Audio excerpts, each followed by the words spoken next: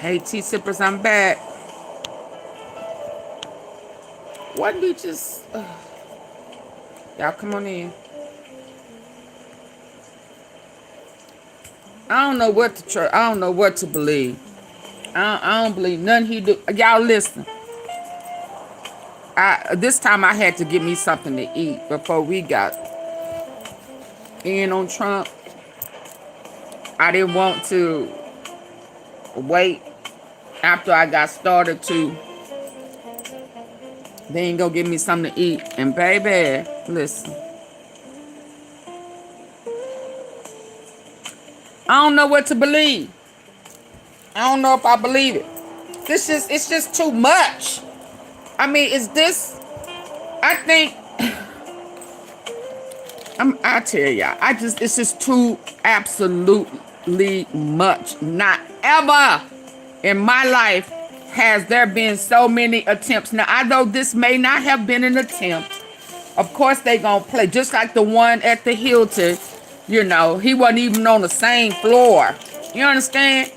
But, you know, I'm going to listen, but I'm going to tell y'all right off the bat, before I hear anything, all I know is that it was somebody close. I think, based on what we was talking about not too long, come on in, y'all. Come on in. He trying to get to that, hey, Crystal. He trying to get to that wedding reception of his sons. Because I wish I would have known which one of those videos that he was talking. And he almost slipped and told on himself. And I'm going to find it. I'm going to show y'all. Because I started to say, what did he say? But I think I had been stopping, you know, quite a bit. But I could have sworn he was about to say we working on it when he was saying I'm dead if I do they're gonna unalive me. Either way, it almost sounded like he was about to say they working on, he don't know, I don't know, they working on. And I started to say, they working on what? They working on what? Y'all come on in.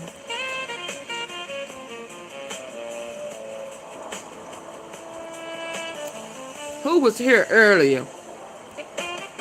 I don't even know which one of those videos we was watching when he was talking about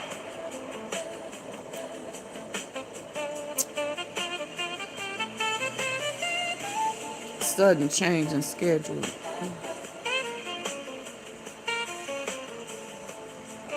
That he was afraid to go to his son's account deleted. I'm trying to see which one it was because I played it all the way through.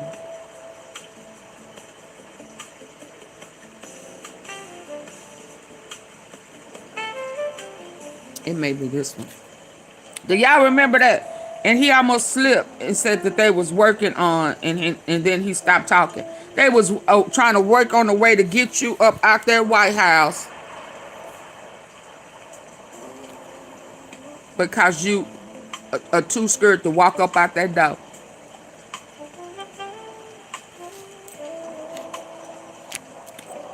I wish somebody remembered which video that was. But let's go.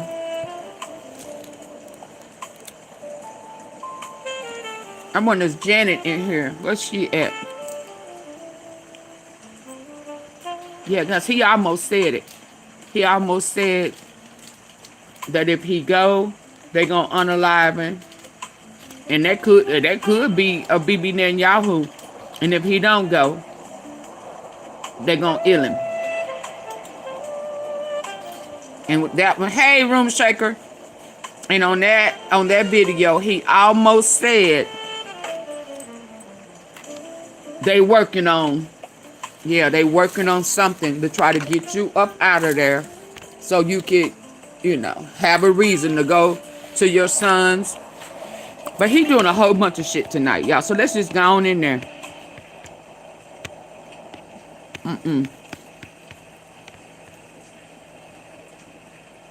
Hold on.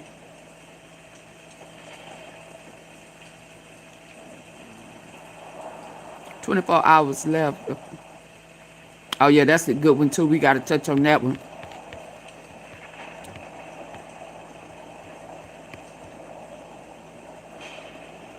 Wasn't he sitting down when he said that?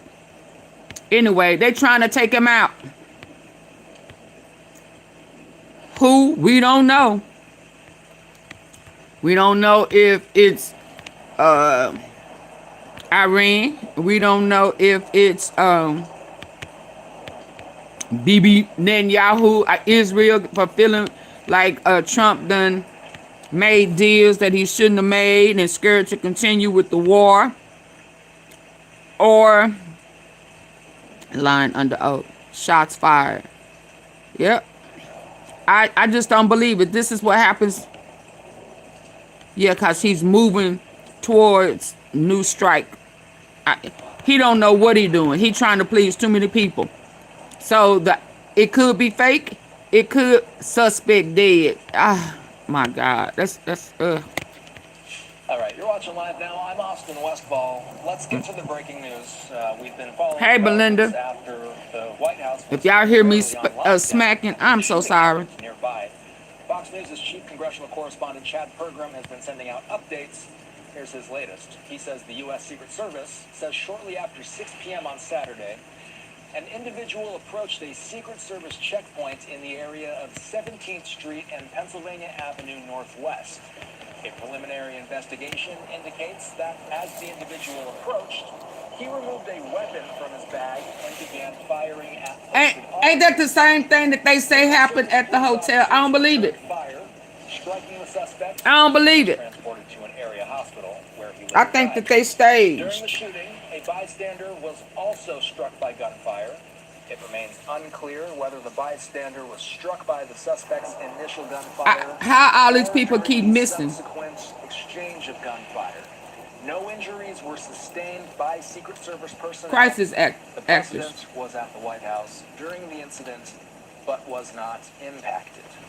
The incident remains under investigation, the Secret Service says. So, Chad Pergram with that statement. Exchange of gunfire. No Exchange of gunfire. By Secret Service personnel. Hey, me. The president was at the White House during the incident. This one is not it. Impacted. The incident remains under investigation.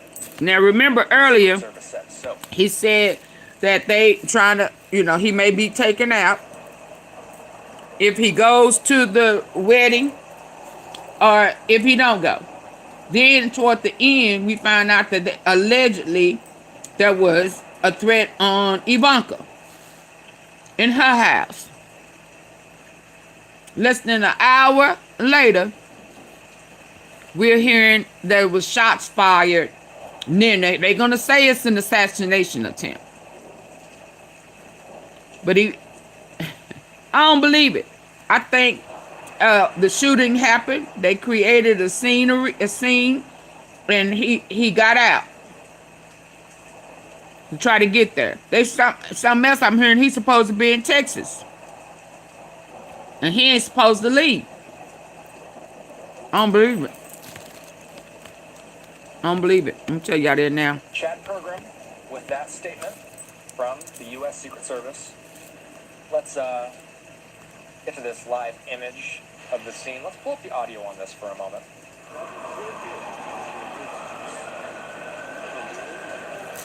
Hold on.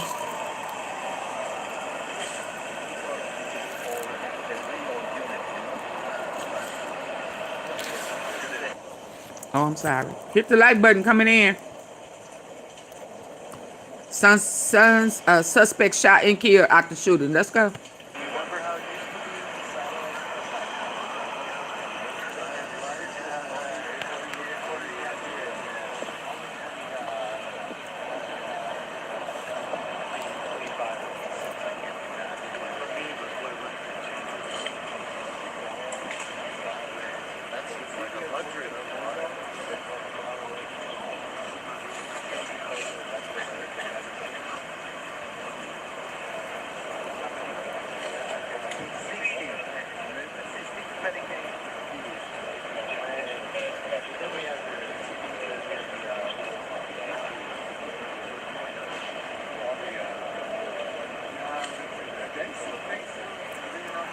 Y'all believe this?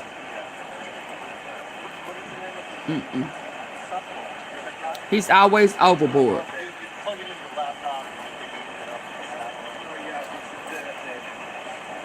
And assassins don't make these type of mistakes. But he do have a $58 Okay, so welcome back in billion I'm dollar Austin Westfall. We do play out live raw feeds, and we wanted to give you a little bit of what we were seeing and hearing out bounty. there. We have multiple cameras around this developing situation. I want to check in with Fox 5 It's a movie. Regina Eureka. You just saw her reporting. I'm just Fox not 5 believing it. 6 p.m. news. We have her here with us as well. And Regina, I just want to ask you what you've been seeing out there. Yeah, hey Austin. Well, as you can see, just right behind me is still a very large police presence. We're here off of Pennsylvania Avenue and 18th Street. It's been like this for the past 3 hours since we got those reports that gunshots were fired outside of the White House. So we're seeing Secret Service, MPD, as well as the FBI. We do know that they've been coordinating together to get more details and confirmation about what exactly happened. And as you've sort of been reporting, we know that Fox News has talked about a little bit of what happened. And so we know that this all unfolded around 6 p.m. There was this individual who fired 3 shots outside of the White House. The Secret Service returned fire. Between that fire exchange, another bystander was hit. We know that that bystander, as well as the shooter, they both are in critical condition. We're trying to get more information about that as well.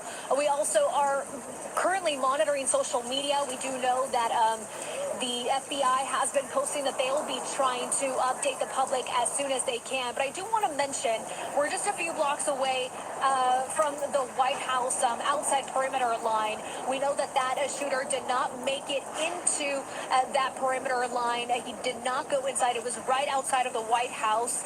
But there is a lot of people who walk around there, tourists, residents. I've been around there.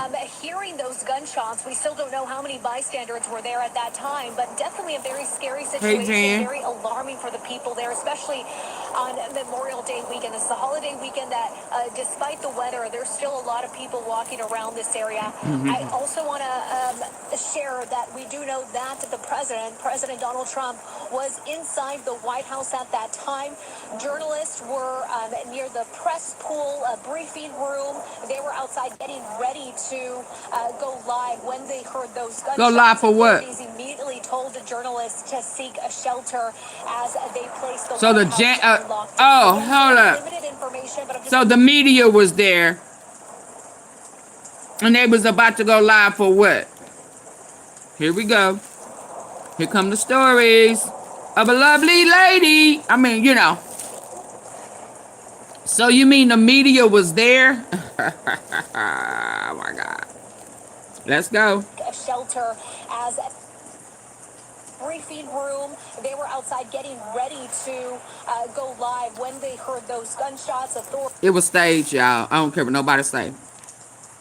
All I need to do was listen. Okay, so that's the fact. I already came in thinking that. Now you telling me that they were already preparing. The media was there. Yeah, no.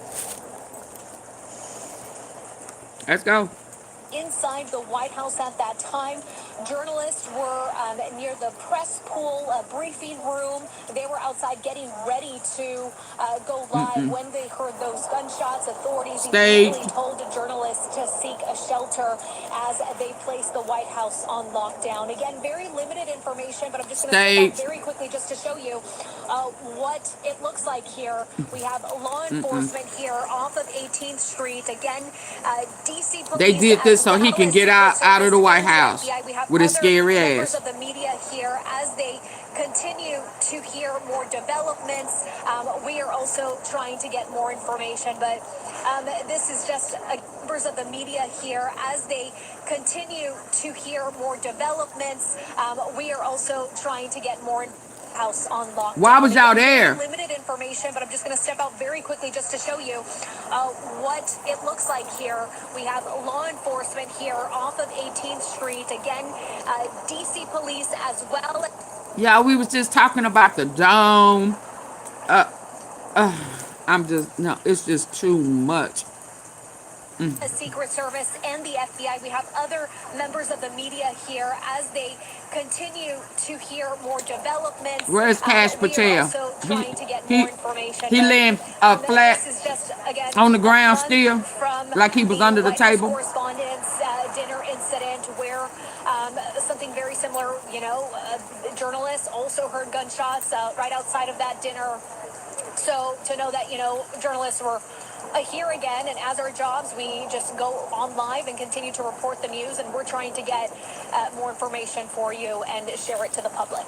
Austin? Have you had a chance to speak with witnesses? As you mentioned, lots and lots of tourists around. Yeah, Uber Eats or DoorDash was delivering that lady. Witnesses, we are trying to get people here, but really the individuals that we've run into, they seem to be just tourists who got here in the aftermath and are asking the same type of questions. We are trying to change locations, but as I'm telling you, basically 17th, 18th, and 16th Street, all of these areas are blocked off. Police have placed a perimeter line, so we can't get much further than where we're at right now. But as soon as we get any witnesses or anybody who can get more I'm sure it was details, if they Fox were near 4 those, who were the only people gunshots, there. if they heard it, of course, we want to talk to those people and get more details of what might have unfolded just around that time. And have you heard of a press conference scheduled tonight at all? No, we are working, and I know that our newsroom is working diligently to get those answers. We know that on social media, they confirm those reports. We also know that the FBI director, Kash Patel, he also said that as soon as he gets a chance, he will be updating the public on what happened. So we're waiting for those details. Appreciate you, Regina. Okay, so what we're going to do is we're going to keep an eye on all of these live feeds. We thank Regina and we thank Fox 5 DC for their coverage. We'll see if we can dip back into their news later on in the evening. Regina doing a great job out there getting the facts. Getting the facts. To watch this police scene develop. There have not 58 million. movements that we've seen on Absolutely. as we've been mentioning. But he was already scared to leave. So And he wanted to be able to go to has been lifted. And his that's kind of son's what wedding happens here reception. sometimes, by the way. We had reporting from Chad Pergram. I'm trying to find what I was listening to earlier. He died at the Because he hospital. almost said they Fox trying to 5 and prepare Regina, something. That's a completely different news gathering team. So we just wanted to make it clear. We're hearing from Chad Pergram that the suspect had died in this situation after that suspect was brought to the hospital. And why you heard Fox 5 on their end in their reporting, they said that the two people that were shot were injured. He said they was going to ill him. Make that distinction. There's two different channels there, and that's why you're hearing Where is that slightly video? different details coming from both of those for now. As time moves on, presumably we will get some sort of official update from police. We've been tracking this situation at the White House. Shots fired nearby the White House. And 1600 Pennsylvania Avenue is on lockdown as a result. Looks like Fox 5 in D.C. just came on with some live coverage as they report on this situation. Let's listen in live.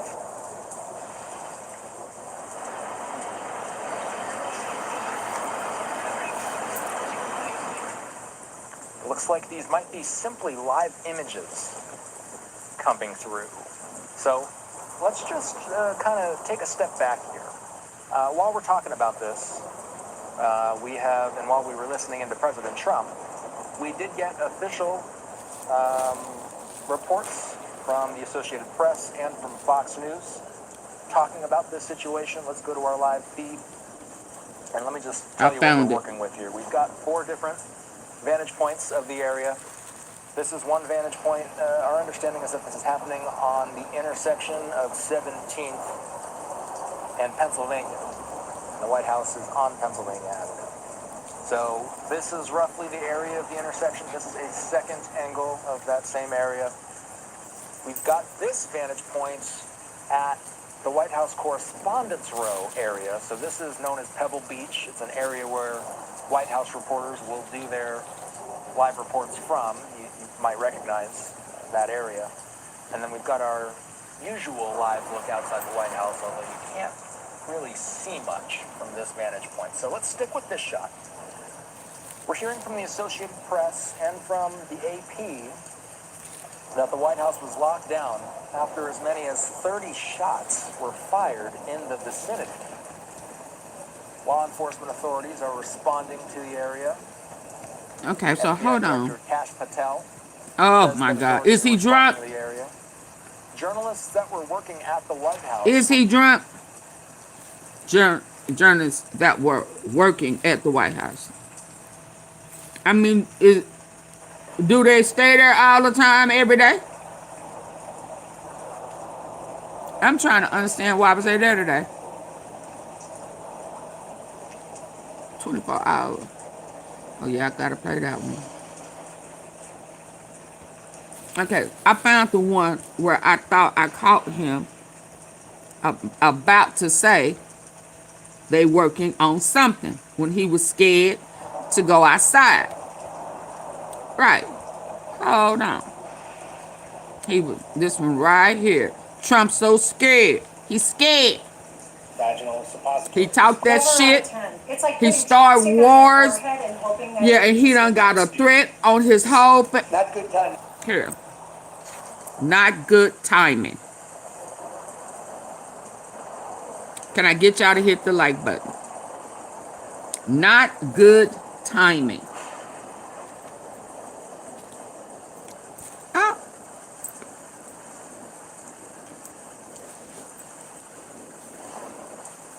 Not good timing.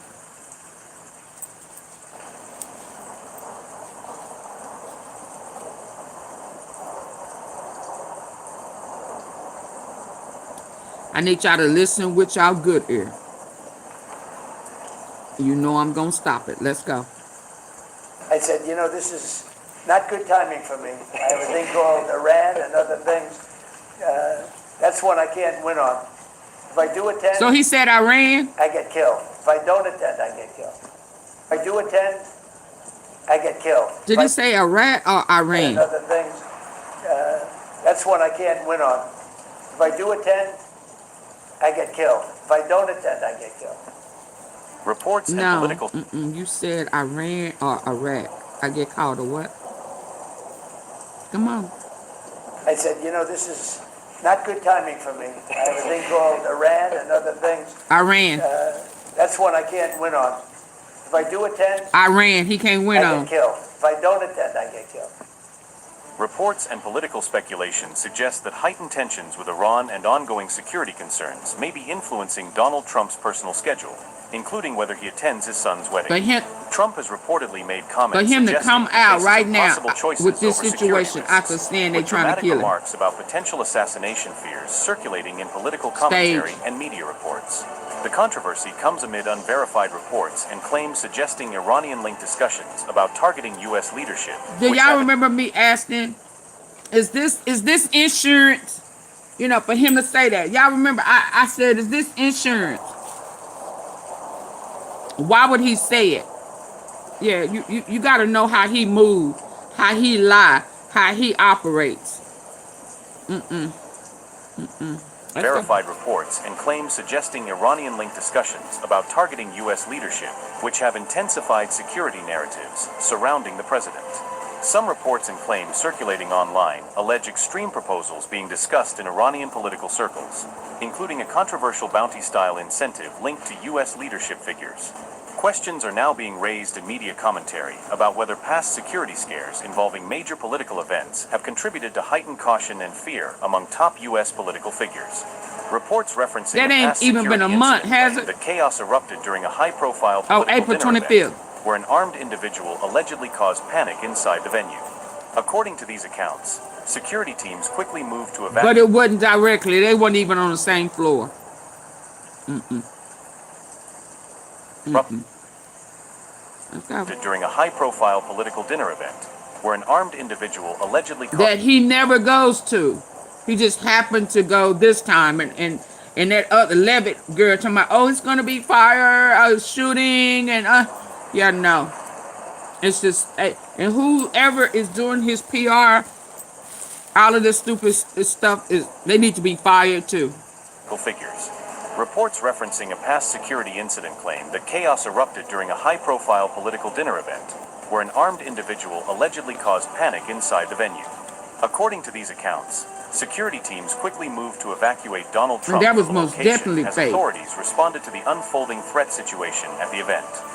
Mr. President, back on that. Your son's wedding this weekend, by the way? He'd like me to go, but it's going to be just a small little private affair, and I'm going to try and make it. I'm in the midst. I said, you know, this is... You're in the midst. You're in the midst of what? I knew I heard it. I'm gonna try to go. I'm in the midst. Did y'all hear that? And I'm going to try and make it. I'm in the midst. I said, you know, this is...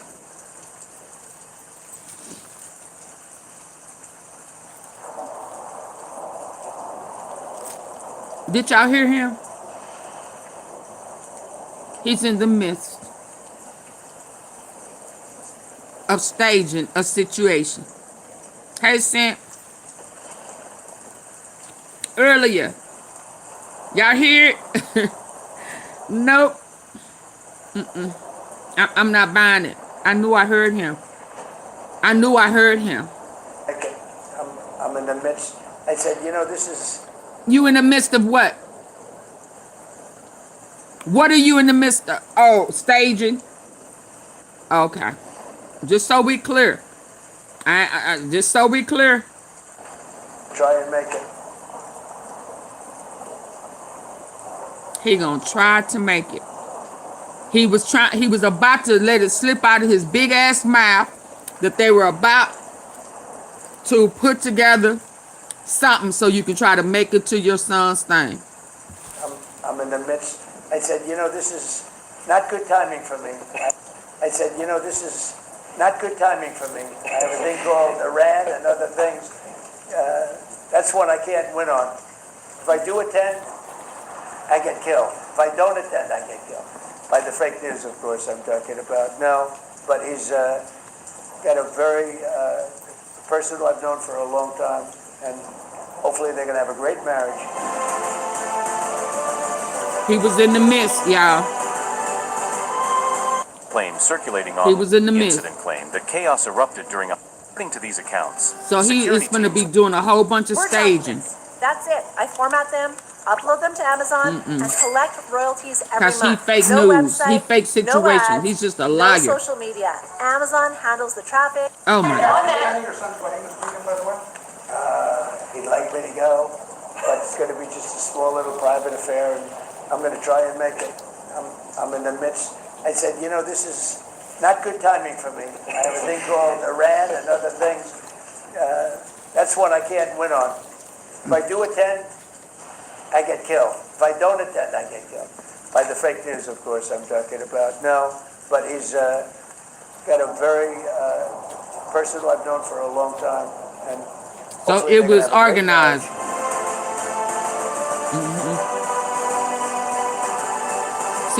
See how close? Trump sharply escalated tensions with Tehran after making fresh remarks on Iran's nuclear program. So yeah, he's scared for his life. He want to be there for his son. And that's how he got his ass out to get there. By staging this shooting.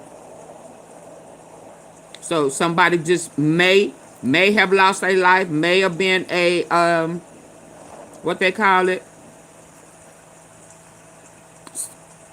I don't want to say organized, but staged. All of that. I don't believe nothing he say or do. Nothing.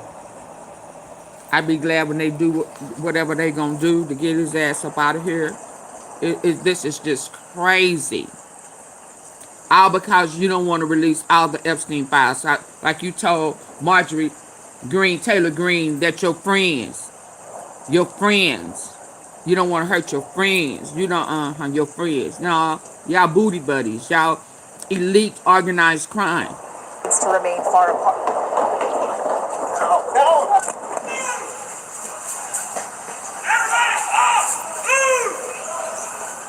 I don't believe it. Far apart.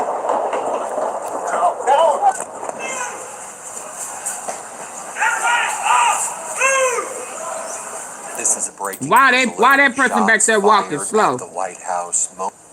Why they back there walking slow? Now she got down, but I expect that from a female. We hear anything, we To down. remain far apart. Why they back here walking? Why they walking? This is a breaking news alert. Shot. Why they To walking? remain far apart.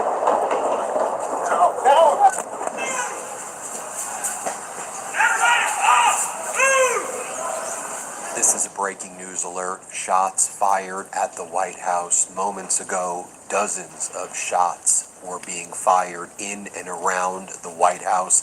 We saw reporters like Selena Wang and others who were doing reports right at the White House lawn had to shut down the reports as people were scrambling. Let me tell you the latest about what we've learned, and then I'm going to show you some of the video footage. But shots fired at the White House. We just learned that about what we've learned, and then I'm going to show He you taking some off of the his video footage. But gear shots before he fired hopping down. Who lawn does that? had to shut down the reports as people were scrambling. Let me tell you the latest about what we've learned, and then I'm going to show you some of the video footage. But shots fired at the White Am House. I gonna We be just trying to learned get that it the off, suspect or the shit has coming indeed with me? died after the Secret Service apparently returned fire on the suspect. Here's what CNN said moments ago. We just have a statement from the Secret Service, who has updated that the suspect has died, according to the Secret Service. I'm just going to read this statement. They say shortly after 6 p.m. Saturday, an individual approached a Secret Service checkpoint in the area of 17th Street and Pennsylvania Avenue Northwest.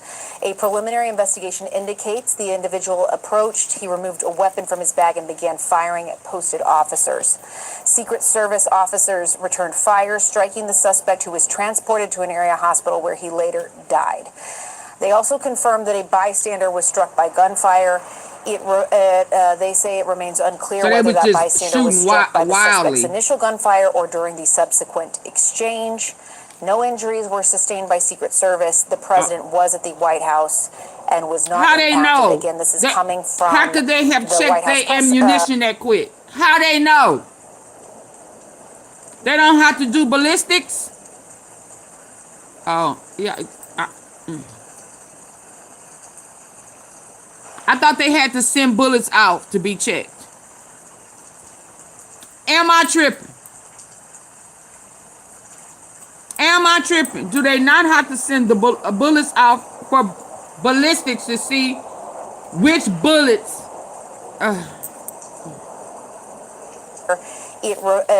They say it remains unclear whether that bystander was struck by the suspect's initial gunfire or during the subsequent exchange. No injuries were sustained by Secret Service. The president was at the White House and was not impacted. Again, this is coming from the White House press, firing at posted officers. Secret Service officers returned fire, striking the suspect, who was transported to an area hospital where he later died. They also confirmed that a bystander was struck by gunfire. They say it remains unclear whether that bystander was struck by the suspect's initial gunfire or during the subsequent exchange. No injuries were sustained by Secret Service. The president was at the White House and was not impacted. Again, this is coming from bystander was struck by the suspect's initial gunfire or during the subsequent exchange.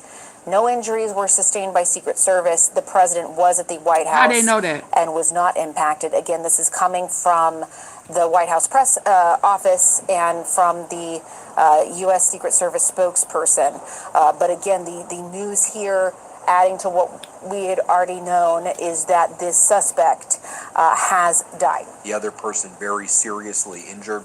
Secret Service agents say they were fired at and returned fire. Between 15 and 30 shots were fired. Several officers were evaluated at the scene. None were hospitalized. That's what CBS is reporting. Here's what state regime media Fox is reporting.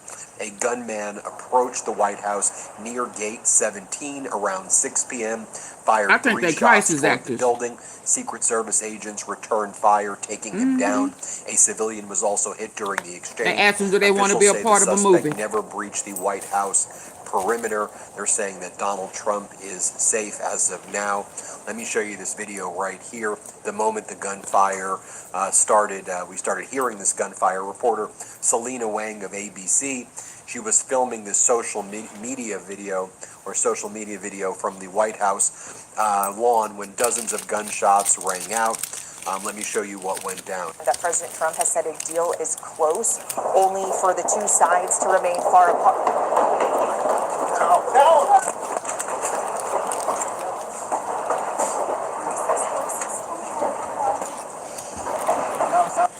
If you pee when you sneeze, you have to start using this. This is a thigh master, but it's also a pelvic floor trainer. It sounds super 80s, but it works so good at building up Sounds the super 80s.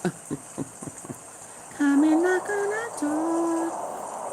Now, she says that we were told to sprint to the press briefing room where we are holding now. Wang posted this video after the chaotic scene. Moments ago, we also saw this footage when the gunshots were ringing out near the White House. He trying to go to Don Jr.'s wedding thing. Memorial Day since 2022. President Trump promises the prices will go down, but his grip on Republican support on Capitol Hill is weakening. It's what? But it almost looked like he was expecting it. To me, let me see. Is weakening. It's what? Two. President Trump promises the prices will go down, but his grip on Republican support on Capitol Hill. What is he saying? Reporters were live on site. Here, play this clip. Memorial Day since 2022. President Trump promises the prices will go down, but his grip on Republican support on Capitol Hill is weakening. Oh, he was trying to finish what he was saying.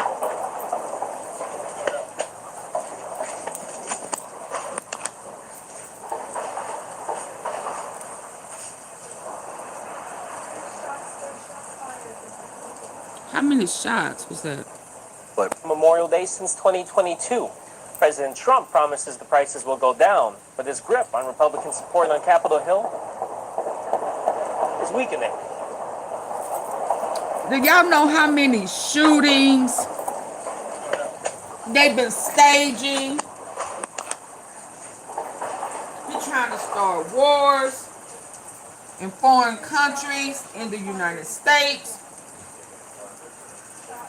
People will be going to jail who ain't done shit because all of this stuff would have been staged. I don't believe none of it. None of it. In addition, NBC News Capitol Hill correspondent Julie Serskin was preparing. It was like 12. Memorial Day since 2022. President Trump promises the prices will go down, but his grip on Republican support on Capitol Hill is weakening.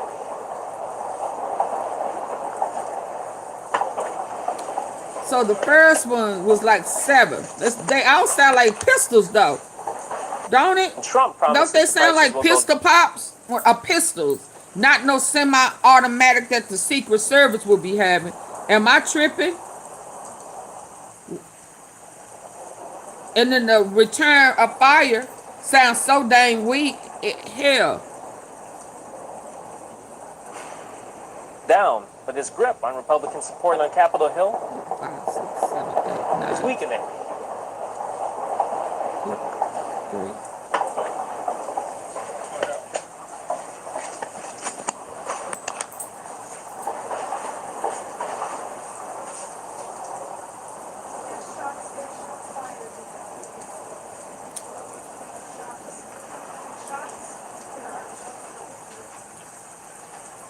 I do believe the officer behind these cars. In addition, NBC News Capitol Hill correspondent Julie Serskin was preparing to report from the White House when multiple shots were heard. Here's what went down when she was reporting. Let's play this clip. Yeah, I think. What is that? Oh, now they close. They still don't sound like guns that Secret Service have, do they? Sounds like fire. Them sound like total different shots. Y'all, let me tell you what this sounds like to me. And I may be wrong. Listen, please tell me. Do we have any gun experts? You know, I'm just real good as, you know. Oh my God, those sound like different guns. And if it's on the White House lawn, and everybody's on the White House lawn, should those sounds sound so different? Now, what it sounds like is that these are,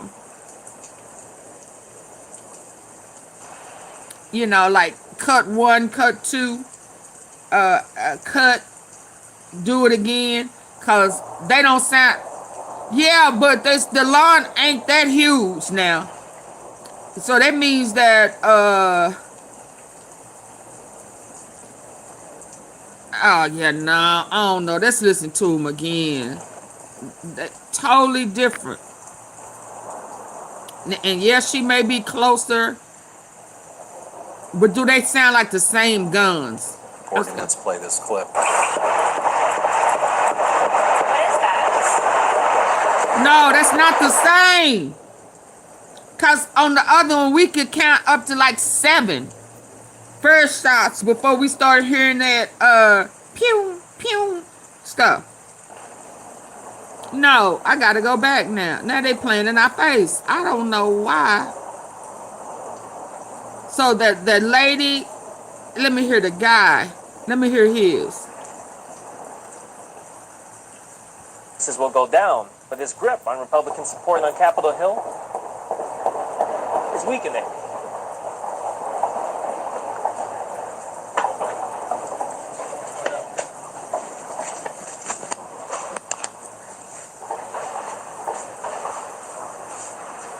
That sounds so late.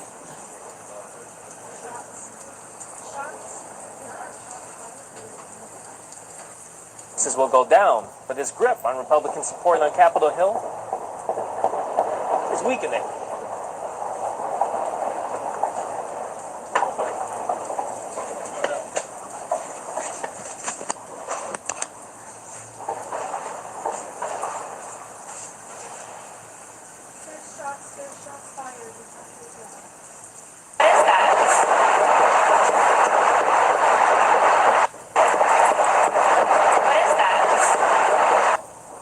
I mean, it sounds like a whole firing squad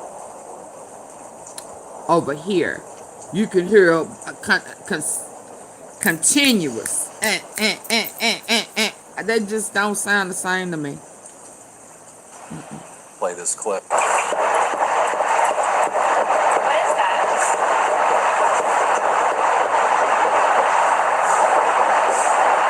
What is that? Sounds like fire. That sound like firecrackers.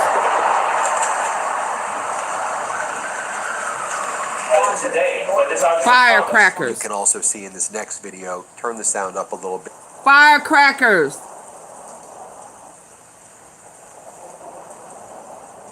That sound like firecrackers. I mean, because the other ones were more gunshots. This sound, it's just too continuously. Just a whole damn firing squad. Because he crossed the line? Yeah, no.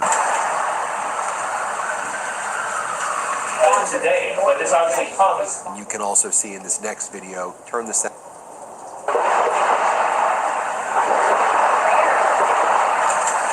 And she's standing listening. She ain't dropped to the ground or nothing. She ain't dropped to the ground. She ain't dropped and roll. Ain't that what you're supposed to do? Drop and roll. And crawl. Get your ass up out of there. She's like, well, what is that? What is that? What is that? She faking it too, Belinda. Who stands there and listen? Allegedly, they hit him at least 30 times, they say, for crossing a line. Oh, yeah, he had a 22. What is that? What is that? Let's play this clip. What is that?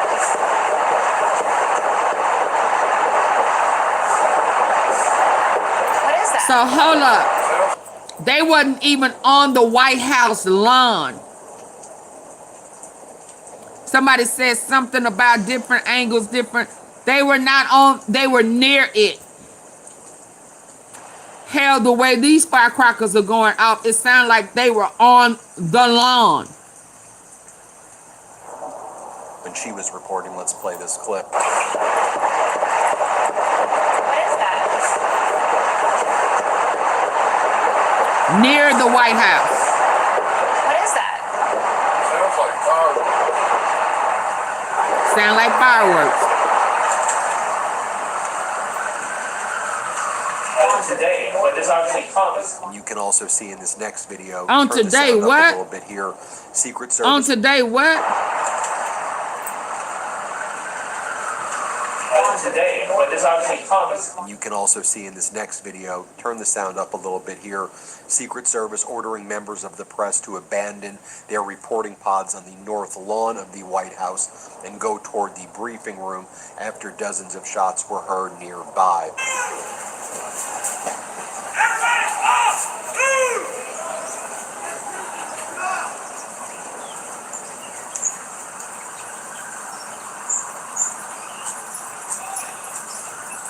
They walking.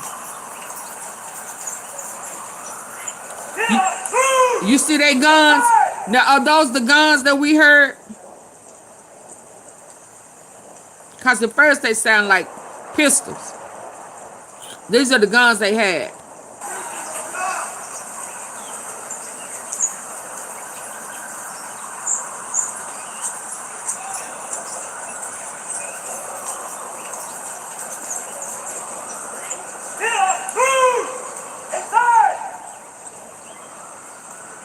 Now, Jennifer Jacobs of CBS writes, 2 hit by gunfire outside the White House. The suspect and the possible bystander taken to the hospital. The Secret Service posted the following. We are aware of reports of shots fired near 17th Street and Pennsylvania Avenue North. So I want us to remember this was near it. It was not on it. It was not on the White House lawn. Near it. Those are not the gunshots. I ain't think so. Now, people gonna run with it. Please don't come in here telling me, well, they tried to kill him again. No. They were not on the premise. Near a checkpoint. They lie too much. But somebody gonna get him. 58 million? Oh, yeah. Somebody gonna get him. And, oh, boy, in Iran, he need his lick back.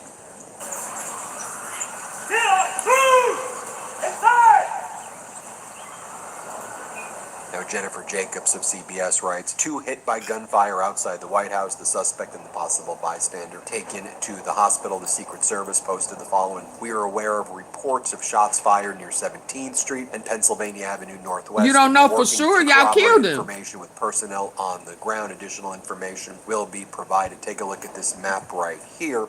As Gary Collins writes, sources say, why he said like it's a rumor or something, like y'all didn't take the man down. So you're aware of the rumor? Was it a rumor or was it fact? If it's Secret Service, wouldn't Secret Service know? See, this is why I can't entertain stuff like this, because I'm gonna break it down, baby. I'm gonna break it down. So is it a rumor or is it fact? Did your boys take him out? Y'all already know. You allegedly, y'all have an on-site ballistics, and ballistics performs an analysis and know that that the bystanders wasn't struck with, I mean, how they know that, I don't know. But let's listen. Right here, as Gary Collins writes, sources say that the U.S. Secret Service shot 2 men outside of the White House on the 17th and Pennsylvania side right here. I mean, take a look at where that actually took place. Here's how state regime media known as Fox is reporting.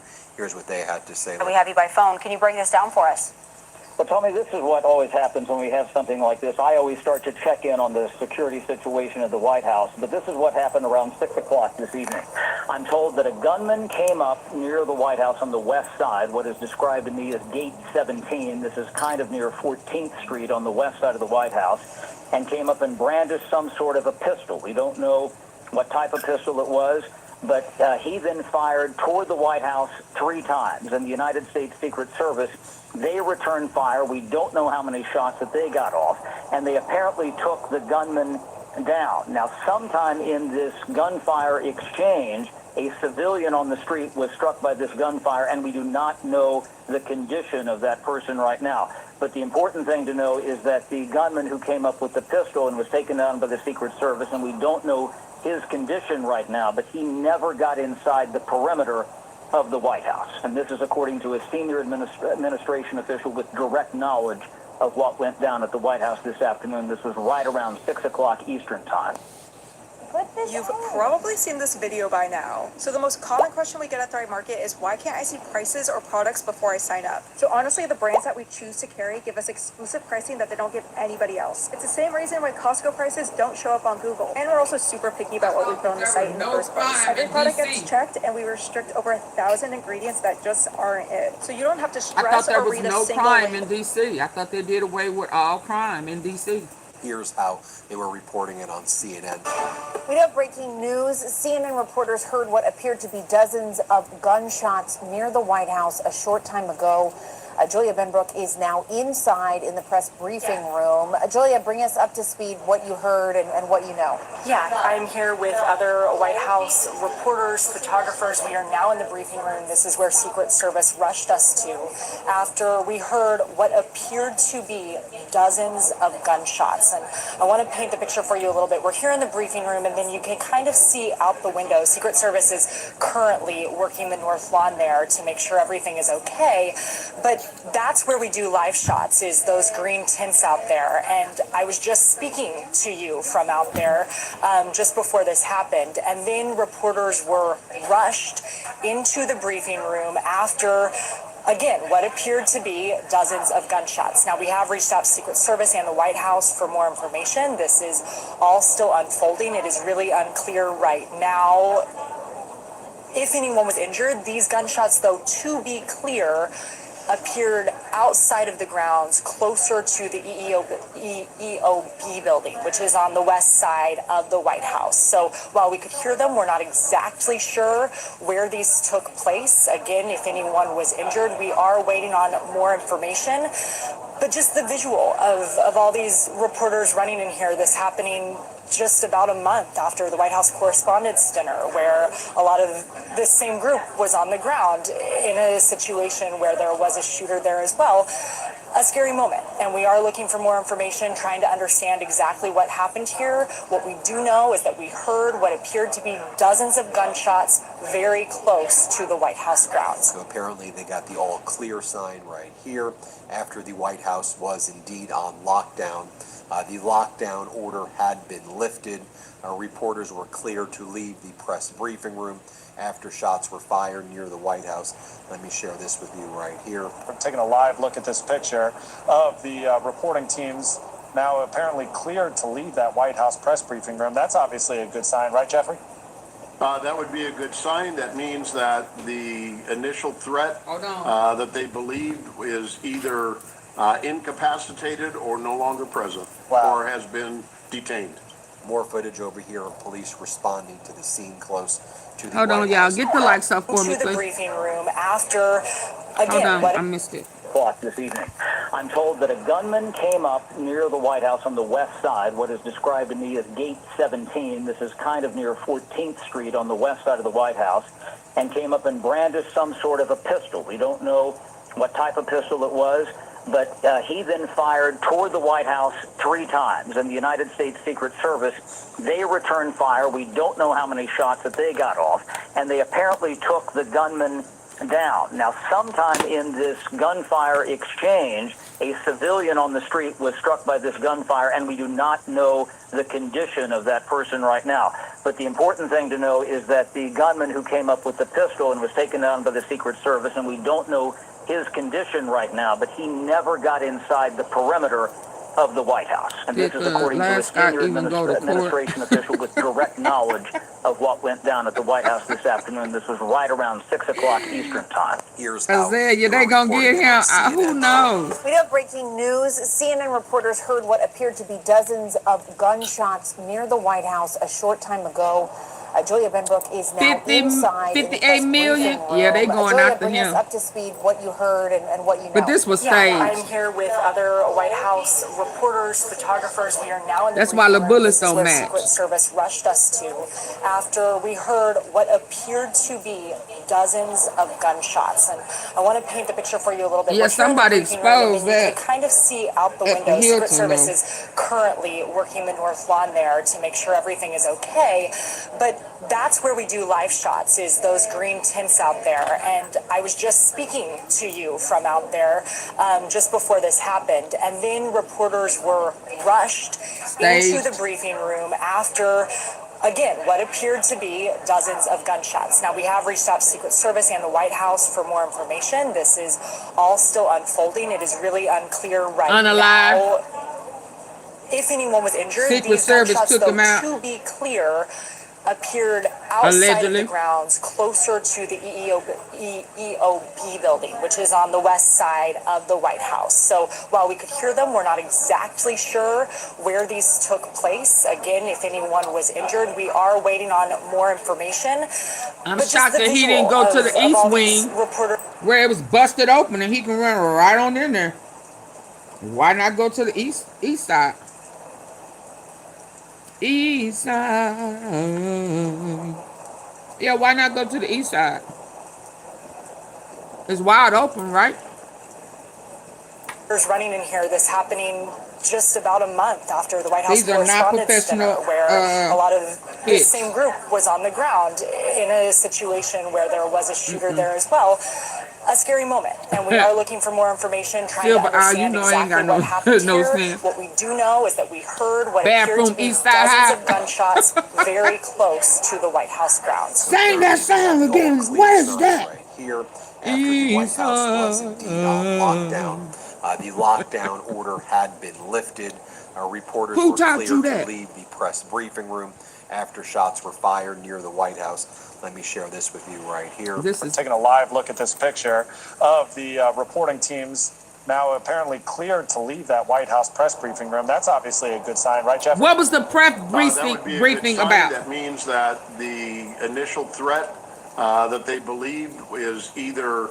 What was the press briefing about? When did they say we're going to have to cancel the briefing because there's an active shooter? What was the briefing about? Why were they there? Yeah, he on the live. Why was the press already there, though? What briefing? He had already told us that he's scared to go to his son's wedding and that they were... What was the word he used, y'all? He didn't say stage. He was working on something to get there. He was putting together a skit, a plot. I can't think of the exact word. But he gave himself away right there, and I heard it earlier. It's staged. And what was the people there for? So that he could set it up to look like they had to go a certain way, and they had to have a press briefing, and we're gonna tie up traffic this way and gonna go the other way. Incapacitated or no longer present, or has been detained. More footage over here of police responding to the scene close to the White House. Now, the All that incident stage. over here took place at the exact same In time. the midst of, We yeah. learned Thank about you. a potential peace deal that seemed to be going through between the He was Trump already regime in the midst and of something Iran, earlier. which appeared to have been a total capitulation by Trump, basically surrendering everything to Iran. I'll do a whole other video on that. But the news was coming out that the U.S. was going to give Iran at least $25 billion, let Iran control the Strait That's what the of press Hormuz, was there remove for. military He presence was about in to the area, surrender. permanent ceasefire, basically, and then agree maybe Oh, well, hell, in they 30 could be to coming 60 from BB days, Netanyahu, too. basically surrendering everything to Iran. I'll do a whole other video on that. But the news was coming out that the U.S. was going to give Iran at least $25 billion, let Iran control the Strait of Hormuz, remove military presence in the area. So he should have kept permanent Obama's ceasefire, deal. basically, and then agree maybe in 30 to 60 days to possibly talk about Iran's nuclear capabilities, but really push that back into some time in the future, maybe discuss it, but really give massive amounts of money to Iran and sanctions relief. You had lots of people coming out being very critical of, a lot of Donald Trump's inner circle being very, very critical. Lots of the war hawks very critical. I'm and beginning. people were saying that this was just another disaster. You had that happening also. Let's not forget that today Donald Trump said that Because he thought that he would be able to do another Venezuela. So now you got to come off more. Going to his son's wedding, and he would be staying in Washington D.C.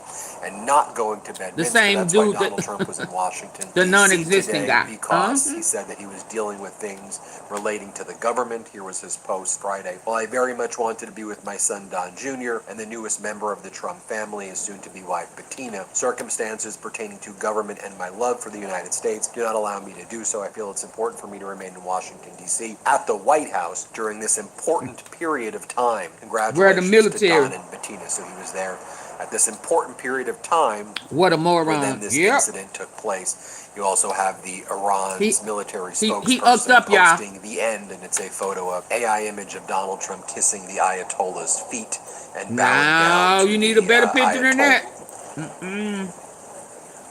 The way he got down on Bubba Pickle. No. He owe you more than that, boo-boo. He got down on Bubba's Pickle for the love for himself, money, and control. Yeah. He got umbered in China for deleting what? What was deleted? What did I miss, y'all? Where was the pickle? The eggplant. I don't know what I missed, but let me put. Y'all see this?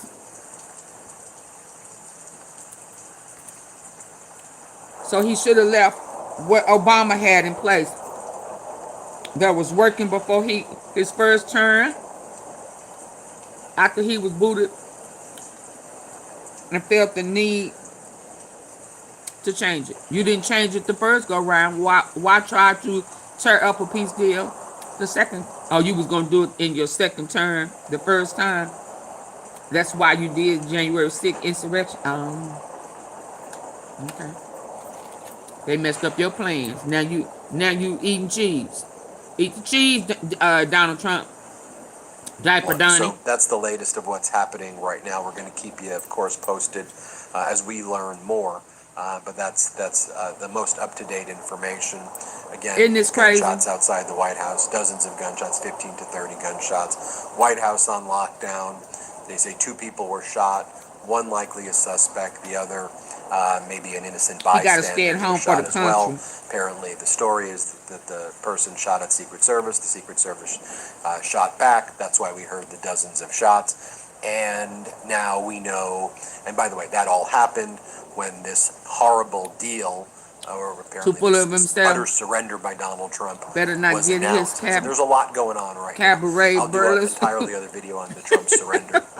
I predicted it was going to happen this morning, and it seems to have happened. So you make your own informed judgment. Oh, so we missed that one. We right now. Hit subscribe. Let's get. So we missed whatever your prediction was.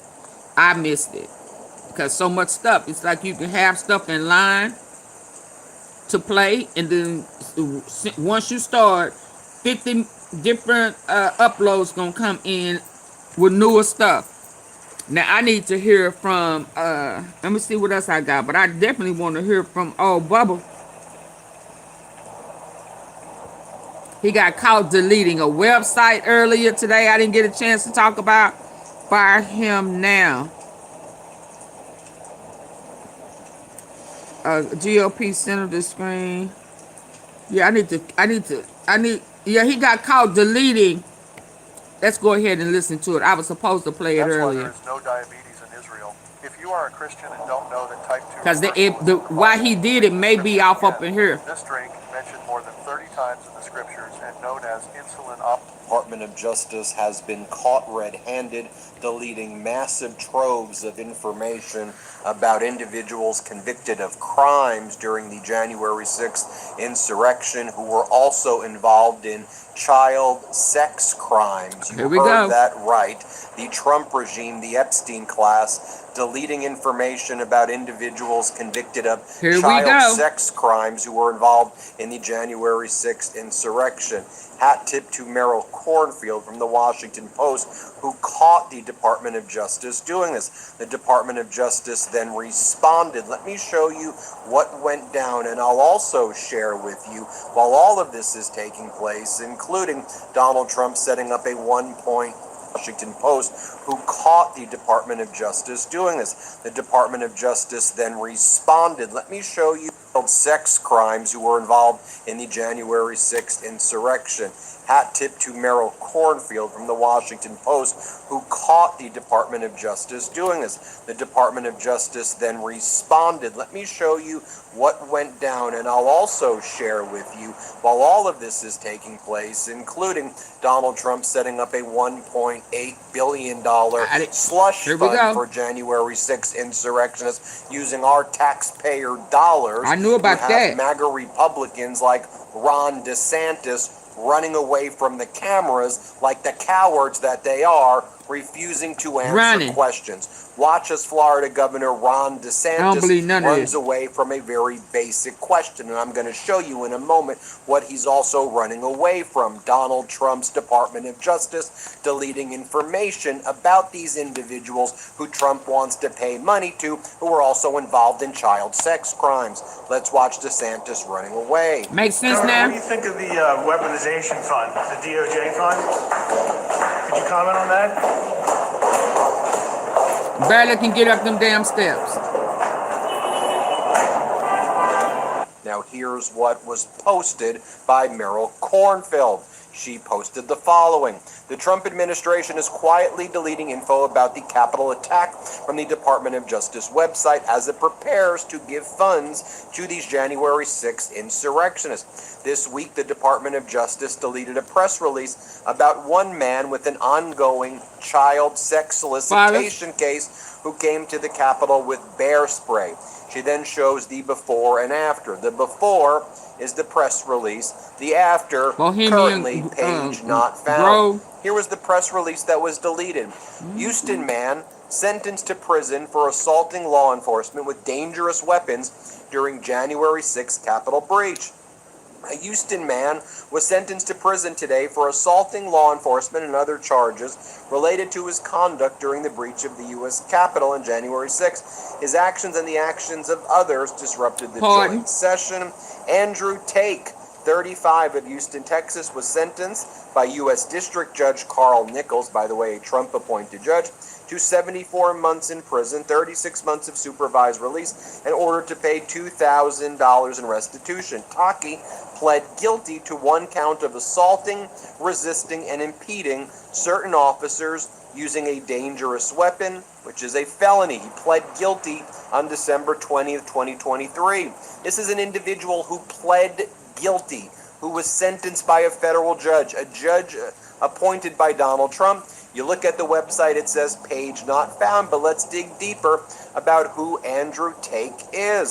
September 30th, 2025, Andrew Take, pardoned for January 6th insurrection, pled guilty to Harris County, Houston, child sex crimes. Here's what we learned about him. The plea agreement, he pled guilty again, requires Taki to... Yeah, I remember earlier when they was going through their Bible, they whatever it is, that Talmud, that they can do this. Remember that. To register as a sex offender for the next 10 years.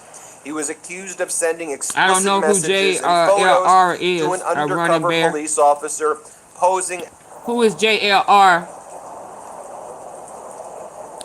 He's an ex-con and was the only one not arrested. He's the only one not arrested. I don't remember JLR. As a 15-year-old on the Plenty of Fish dating website. Now, once the Trump regime was exposed deleting this information, what did they say? Remember, Meryl Kornfeld says the Trump administration quietly deleting info about this person, who then pled guilty to the child sex crime as well. The DOJ Rapid Response account says, nothing quiet about it. We are proud to reverse the Department of Justice's weaponization under the Biden administration. We will do everything in our power to make whole those who were persecuted for political purposes. This includes stripping the Department of Justice's website. So many people need to be released from prison. Wow, partisan propaganda, posting public information about an individual who pled guilty to assaulting police officers, who was later found guilty also by plea bargain of a child sex crime involving a 15-year-old. I mean, this Trump regime is a bunch of despicable, vile rats. These are monsters, this Epstein class. A lot of people need to be released from prison. I get so damn angry. They're replaced by disorganized crime. Liberal propaganda is calling out people involved in child sex crimes who were also pled guilty to assaulting police officers. Meryl Kornfeld, she did a great job. She posted this as well. Here's another press release that was archived last month, but is no longer on the DOJ website, describing the first breach of the police barricades around the Capitol. Oh, the heavy talking guy. This was deleted by Trump's DOJ. 4 men sentenced. The heavy talking guy. Silver eyes. The guy that's kind of round. I think he lost some weight. They're really having a hard time. Recently denounced Trump. Him. Yeah, okay. I mean, I really, I cannot believe. Yeah. A lot of them need to be honest about the situation. And a lot of people need to be released from prison. Is a bunch of despicable, vile rats. These are monsters, this Epstein class. I'm sorry. I get so damn angry. They're deleting this and calling this liberal propaganda. They ain't near had to apologize to people involved in child sex crimes who were also pled guilty to assaulting police officers. Meryl Kornfeld, she did a great job. She posted this as well. Here's another press release that was archived last month, but is no longer on the DOJ website, describing the first breach of the police barricades around the Capitol building. The heavy this was deleted by Trump's DOJ. Bald-headed guy. 4 men sentenced for actions during January 6th Capitol breach. And it talks about individual sentenced to 8 years, another individual sentenced to 36 months, another individual sentenced to 30 months.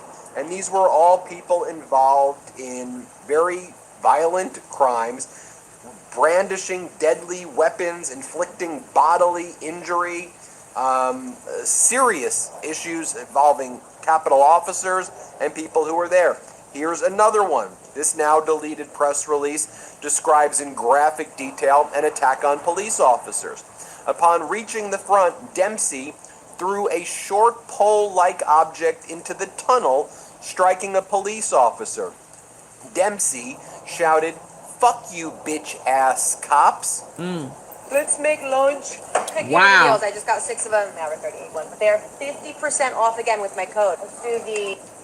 Dempsey is someone who Donald Trump is going to be giving our taxpayer dollars to under the plan as a reward for striking a police officer with a pole-like object and trying to seriously injure or perhaps kill the officer, saying, "Fuck you, bitch-ass cops. You know I don't like cursing, but I need to describe exactly what the conduct is," which the DOJ once again says, "We are removing all partisan propaganda."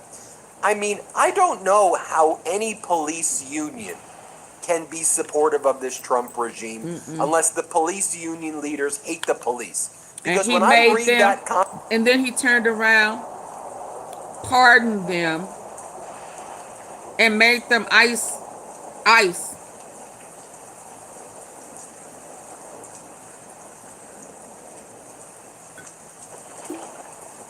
And a lot of them are immigrants. They say 80% of ICE is immigrants. Hell, he won. He won. This is what the Trump regime is doing while rewarding also people who were convicted of child sex crimes like Taki in that first thing that I read right there. Whether you're planting now or later, Fast Growing Trees has everything you need to make your dream yard a reality. Starting with the best quality and selection of plants This has delivered got to to your be door. a movie. Fast Growing Trees, BAS. Now is the perfect time to plant. Use Midas to save today. Offer is valid for a limited time. Terms and conditions may apply. Check out the link below or in the show notes and support the show. Jamie Dupree writes, "The Justice Department eagerly admits they are erasing press releases about January 6 convicts. Those criminals attacked police and targeted Congress for only one reason that day, because of Trump's lies about the 2020 election." Now, MAGA Republican Senator Kramer, he says that he is very upset right now that Donald Trump would inject this slush fund while the reconciliation bill had not been passed, because now Republicans have to deal with Democrats adding amendments to the reconciliation bill to block Donald Trump's slush fund. And now Republicans are being put on the spot in a way that they can't hide what they're trying to do with Donald Trump. So they're now telling Donald Trump and Attorney General Blanche, "We can't put your slush fund in anymore," because now Democrats are smartly calling their she bluff was by being trying to tie fired. it to this That's just a politically reconciliation correct bill. thing to We've do, got that going is on as resign well. before Now, we fire there's more you. information about just the disgusting behavior by I wonder, Trump's DOJ. she better not. So I ain't Apparently, gonna even say they, with acting Attorney General Todd Blanche, working with MAGA Republicans in the House of Representatives and the House Oversight Committee, which is part of the RICO criminal enterprise, along with the DOJ. The DOJ is a criminal enterprise, and the Trump regime White House criminal enterprise. They all apparently work together to coordinate. Right before Howard Lutnick, a few weeks back, was supposed to sit under oath and take a deposition in the House Oversight Committee. Guess what happened? He cut a $5 million check to House Republicans, to the main House Republican PAC, the main House Republican Super PAC, Political Action Committee, right before his testimony. And then the House Oversight Committee canceled his deposition under oath and then called it an informal, involuntary interview, no video cameras, not under oath, because Lutnick paid $5 million to Republicans, and that was all worked out with Trump's DOJ, the same DOJ, the Epstein class DOJ, that is now covering up child sex crimes as well by removing other public information about January 6th insurrectionists from the DOJ website. Here is what MAGA Republican Congressmember James Comer had to say back on May 6th, before we knew about this $5 million transaction that the New York Times just reported on. Here's what he had to say. Play this clip. Based on, his description of events, do you have any concerns about the Secretary's conflicting statements, and why not do this as a videotape? Well, this is, with this transcribe, he's coming in voluntarily, first of all. So we don't video people that come in voluntarily. We didn't video Ted Waite last week. But at the end of the day, the transcript's the most important thing. I assume there'll be Democrat members here today. If not, there'll be staffers. I know there was criticism. I read somewhere I can't stand his line, a but member too was complaining that this was on a day when Congress wasn't in session. When this was scheduled. about the secretary's conflicting statements, and why not do this as a videotaped? Well, this is, with this transcribe, he's coming in voluntarily, first of all. So we don't video people that come in voluntarily. We didn't video Make Ted it up. Wade last week. But at the end of the day, the transcript's the most important thing. I assume there'll be Democrat members here today. If not, there'll be staff. Why he need police behind him? I read somewhere that a member or two was complaining that this was on a day when Congress wasn't in session. When this was scheduled, so we didn't video. We don't video people that come in voluntarily. We didn't video Ted Wade last week. But at the end of the day, the transcript's the most important thing. I assume there'll be Democrat members here today. If not, there'll be staffers. I know there was criticism. I read somewhere that a member or two was complaining that this was on a day when Congress wasn't in session. When this was scheduled, we were supposed to be in session. This week was flipped with King Charles last week. So when we scheduled this, he was supposed to be here. So, if you're interested in the investigation, you can. He didn't like her personally. I missed my son's baseball game last night because I want to be here, obviously, for this. We don't care nothing about him. Now, who's leading these efforts in the Justice Department? Acting Attorney General Todd Blanche. Todd Blanche, Donald Trump's former criminal defense attorney, the one who represented Donald Trump in the New York case where Trump was convicted of dozens of felony counts. Yes, there's a felon in the White House who is also found 34 times civilly over. liable for sexual assault. Yes, there is a sexual predator in the White House. And then Todd Blanche, as I'm sure you know the story now, also cut a deal with Donald Trump to prevent any further IRS audits or tax audits about Donald Trump, Trump's company, Trump's kids. They have full tax immunity. They don't have to pay taxes anymore because Donald Trump filed a frivolous $10 billion lawsuit against the government in January 2026, alleging conduct from 2019 when Trump was in office. He dropped it. A claim that was time-barred, patently frivolous, and that there's no basis for, and that it also affected 450,000 other people as well. But now I will share with you what Todd Blanche recently said on a podcast hosted by Stephen Miller's wife, who apparently, even though nobody watches this on YouTube, she's going to be getting a show on CBS, State Regime Media with Barry Weiss. Listen to what he said about the Epstein client list. Todd Blanche, let's play it. Does a client list exist? Is the government does an Epstein client list exist, and is the government in possession of it? No, I mean, listen, everything, I can ask you the same question, right? Because everything's been released. So there's what's commonly referred to as the client list, if I were speculating, is the black book that has been released for years and years and years. That was basically Epstein's address. Trump was 420. There was a list of masseuses. That's not a client list, obviously. Those are a lot of those women. He was number 420. That exists, but I don't even, to be honest with you, I don't know what a client list is, and I'm not. Now we don't know what a client list is. What would a client list consist of? You mean a list of Mr. Epstein's, the people he was supposedly blackmailing? Is it people that were his business clients, his personal people clients? Who wanted to get I have not seen such a wanted list. to put their private areas in minors. Here about what's going on. Finally, client list of people who he was on his blackmail list. At all. Here's what he has to say. Let's play it. Do you think the investigators covered it up? Given how many victims there are, surely. You applied castor oil consistently for 1 month straight. Here's what you can expect from a pharmacist who specializes in holistic health and uses this every. I mean, there should be more prosecutions and more charges than there are. Well, look, the Epstein files are available for everybody to see. So it's not. So do I think there was a cover up? No, I don't. But it's not just up to me. Everybody that's watching this, everybody that the Epstein Transparency Act has now allowed us to release the entire Epstein files. There's still 3 million held back, though. Not all of them are public. No, they're all public. No, they're not. So look, that's not true. So there's a narrative that there's 3 million pages that are being held back. They have nothing to do with Epstein. And then, of course, Donald Trump's speech that he just gave. How does it not have anything to do with Epstein and it's the Epstein file? Where he said the following about Lutnick. Oh my God. And then here's what Lutnick had to say. Let's play it. Because the money we're being made, is that right, Mr. Lutnick? Secretary of Commerce is here. Looks good, looks handsome, reasonably. He doesn't look like Jackson. I'd rather look like him. I'll take Jackson any day. Look, serving in the cabinet of Donald Trump is the greatest honor of a lifetime. As his Commerce Secretary, my job is to bring in investment in America, and we brought in $18 trillion. In whose pockets? We're bringing confidence back to America. One more time, hat tip to Merrill Cornfield.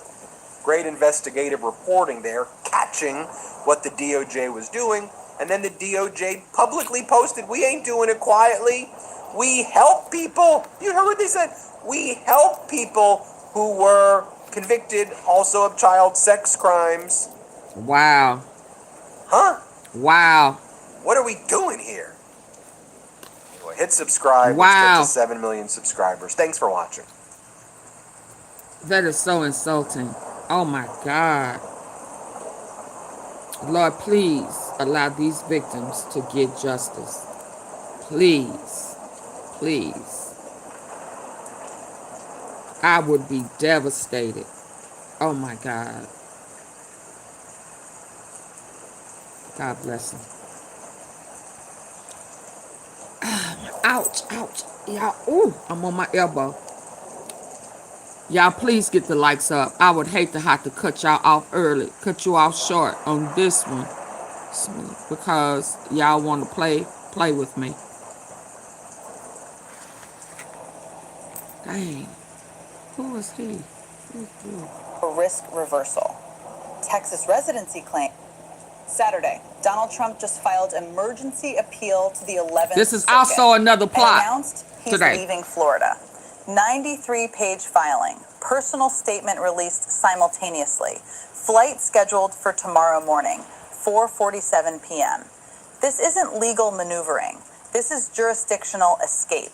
Immediate consequence. So did he leave on this emergency? Because he was allegedly, is he in Florida? Is he in D.C.? Where he at? If he did this emergency filing and you going to Texas.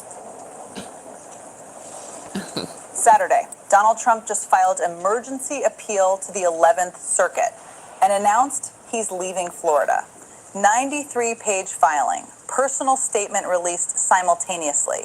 Flight scheduled for tomorrow morning, 4:47 p.m. This isn't legal maneuvering. This is jurisdictional escape.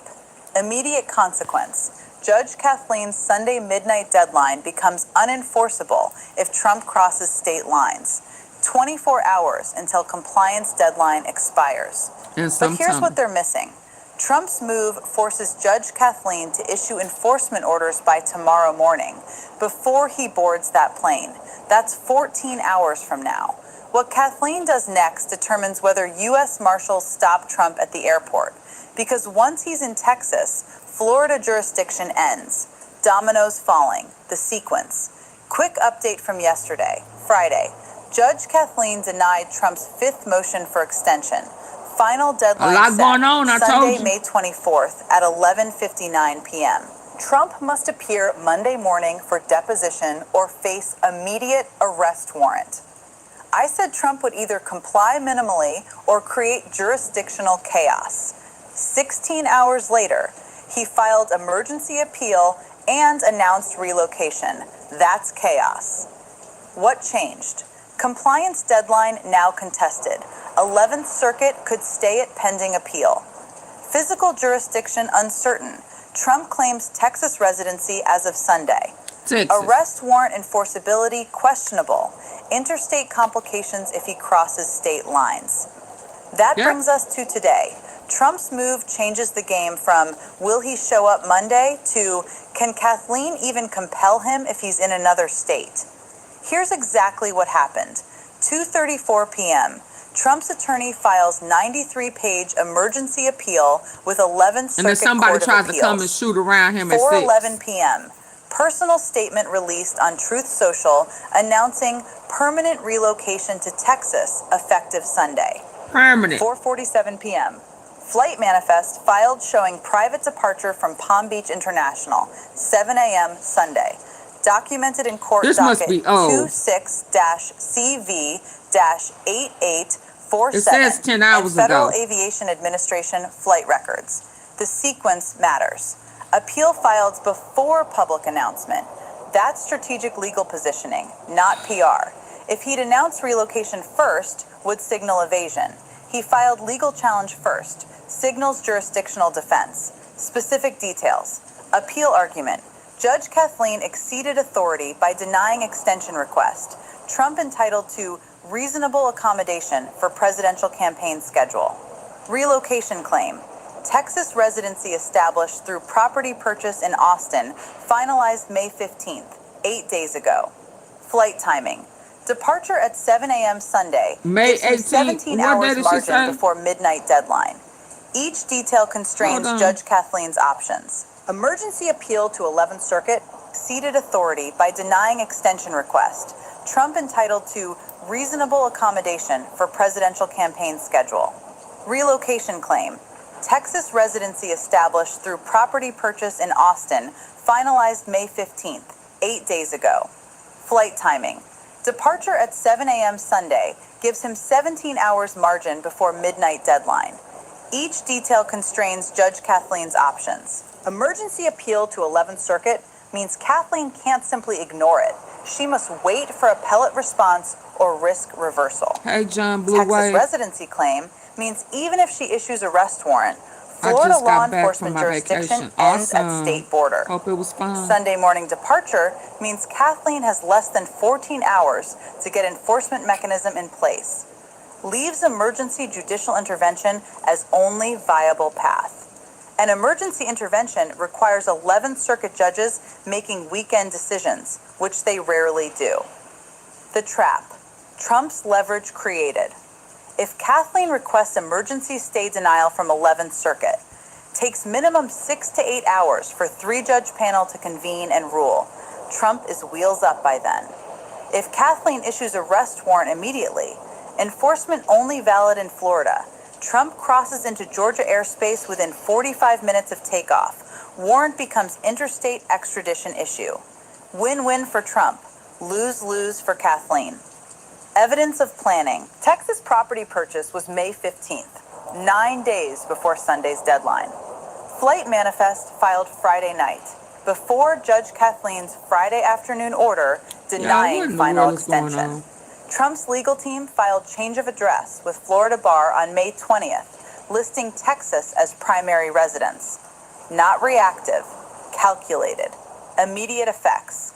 Within 3 hours, 4:52 p.m., Judge Kathleen's clerk issues emergency notification to 11th Circuit requesting immediate ruling. 5:37 p.m., Florida Attorney General Ashley Moody releases statement calling Trump's move potential obstruction. 6:14 p.m., Trump's attorney holds press conference confirming Mr. Trump will be Texas resident by Sunday evening. Kathleen's response.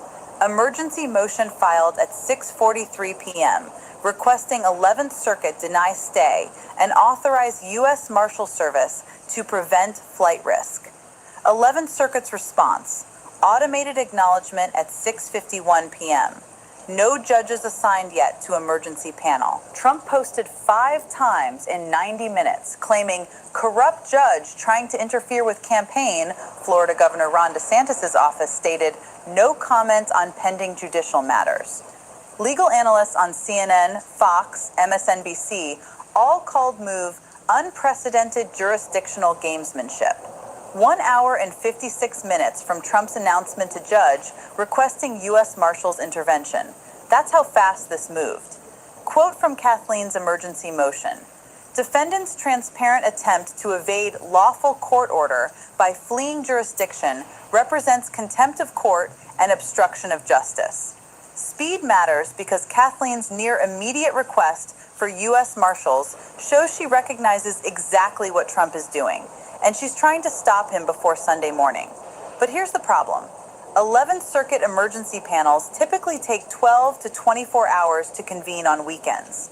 Trump's flight is in 14 hours. The math doesn't work in Kathleen's favor. Subscribe. This is moving fast. By tomorrow morning, Trump is either in custody, on a plane, or waiting for appellate This don't make ruling. no sense. Judge Kathleen responded 8 hours after Trump's announcement. Here's what she did. filed emergency motion with 11th Circuit requesting immediate denial of Trump's stay request. Contacted U.S. Marshals Service directly, requested they monitor defendants' movements and prevent departure from Florida jurisdiction. Issued public statement. This court will not permit defendants to escape lawful orders by changing addresses. Documented in emergency docket entry 26-CV-8847-EM-1 and public statement released 11:34 p.m. Friday. Why this matters? Kathleen isn't waiting for appellate process. She's asking marshals to act preemptively. Her calculation? What Kathleen's trying to achieve: prevent Trump from boarding tomorrow's flight, force him to remain in Florida until 11th Circuit rules. What she's trying to prevent? Trump establishing Texas residency and creating months-long jurisdictional battle. What she's willing to risk? Potential reversal on appeal for overreach. Political firestorm from Republicans claiming Biden judge orders Trump arrested. Quote from her U.S. Marshals request: defendant poses flight risk. Immediate monitoring requested to preserve court's jurisdiction and ensure compliance with pending orders. Translation: I want marshals at the airport tomorrow morning, ready to stop him from boarding. Whether it works depends on two variables.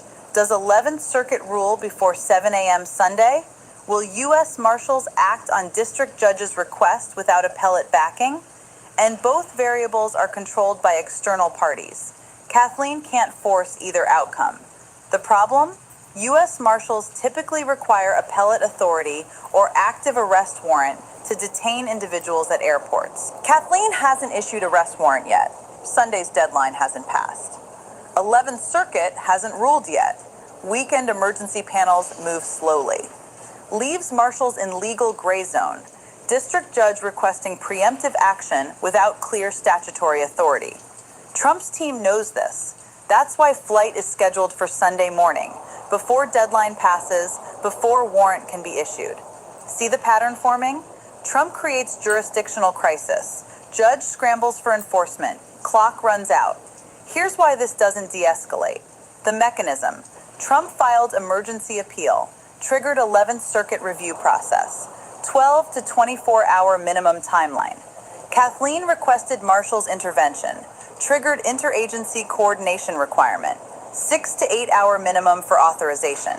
Now both parties locked into Sunday morning collision at Palm Beach International Airport.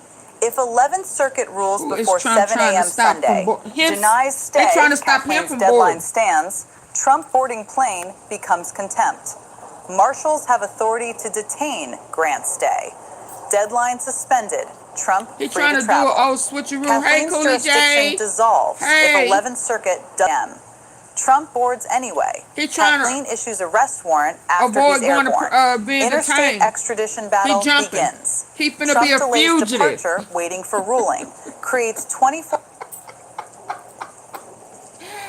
Oh my God! I just realized that hell, he's not supposed to be leaving the state.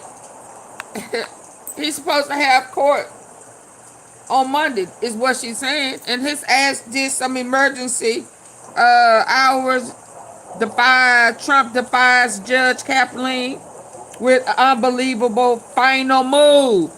This kind of goes back, I guess, as far back as when Jack Smith, all of that, all of them appeals and stuff, you know. He had to pay that 100 mil. I mean, how many mil? He finally had to do that cash bond, right? He not supposed to be leaving the state. He done bought some property in Texas, he say. So now he's going to be a Texas resident. I'm sure right before that court proceeding, when he came to Texas and met with Tom Cruise and somebody else. I don't remember who the other guy was. Now he is going to, yes, if he leaves. Absolutely. So now he's going to be a fugitive if he gets his ass on that plane in the morning, because the judge would not have been able to rule in this emergency And then he done faked a shooting at the White House or near the White House. It's just too much. He done said his life is in danger. I need to find the video earlier where they was going down, driving down the freeway. I ain't gonna do Snoop Dogg. And sipping on gin and juice down the highway, and then something happened, and they stopped, put the car in reverse, and took their ass back to the White House. Something was going on all day today. He's scared. I'm telling you, that man done got his fake leg, right? And he said, "I'm coming for you. I'm coming for you, and I will find." He limbed them. What was that? What was that movie that Liam was in? When they grabbed his daughter, and he said, "Name off what they have on: black shoes, red hat, black pants, da da da da da." He said, "Then listen to me. They're going to take you." Taken right there. Yeah, I will find you.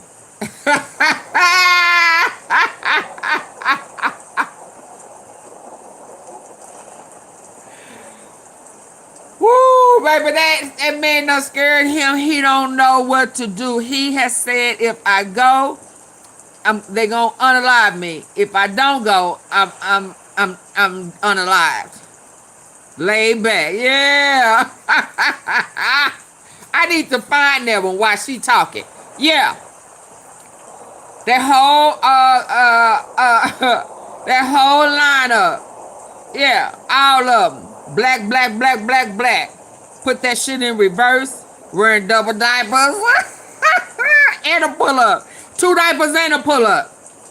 I know that's just running down his leg in fear. Yeah, all that shit. His whole stomach done melted. That whole entourage on that freeway, baby, it was going one way, and the next thing you know, they done did a swoop around, and they going back to from which they came. Yeah. That man said a drone is going to hit you. I don't have no beef with nobody in the U.S. but you. I know you want us to destroy everybody. Yeah, no, we coming for you with a drone. Now he talking about he have to have a golden that same shield that you sold to Israel, and Israel thought that they was protected. I boss sit down. That's why your whole construction is going 6 levels down. What the hell you need a drone for? A dome, a golden. Why it have to be gold? Why it can't be silver? Why it can't be silver and gold? It said, I'd rather have silver and gold. No fame, no. Oh, well, you lost right there because you want fame and fortune. And all the riches. Hey, Aunt Esther, how you doing? Yeah. Yeah. The heat is on and you feel it. And you scared. You scared. Like them little girls and them little boys were scared of you when you was coming to do ungodly things to them. You scared like them kids. And one of them you said, and you know one of them you ain't gonna be able to win. You can run, you can't hide. No, no, no. You can't run, you can't hide. Yeah, you already know. When that one-legged man come standing up over you in your dreams, when you open your eyes, you don't even want to open your eyes because you know that's him breathing real hard and heavy because he had to walk to you with that one leg, but he was determined to get to you. And he wants to take your family the way you took his. He said, open your eyes. I want you to see me. I want you to look at me. And he like, no, I gotta go to school. I gotta go to school. Yeah, color purple. Mm-hmm. Them shadow people. Yeah. Yeah, you scared to open your eyes. Cause the boogeyman, the one-legged boogeyman is coming to get you. And they say his face is kind of damaged too. Oh, he better not have no Pushashka mask on.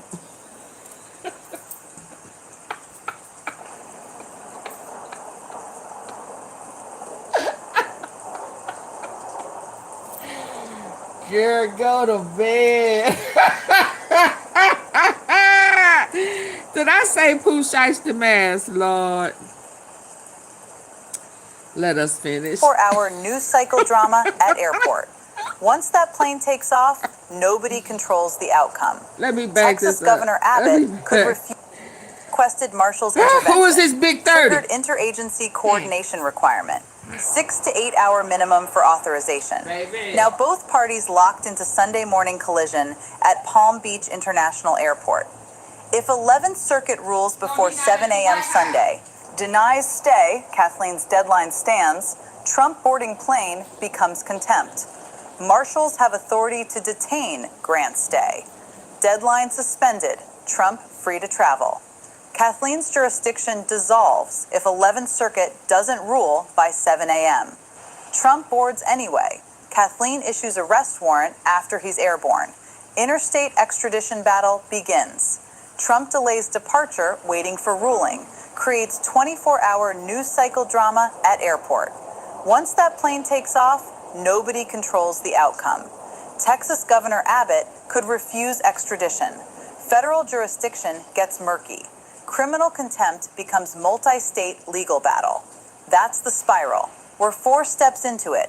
Appeal, relocation announcement, Marshall's request, airport standoff.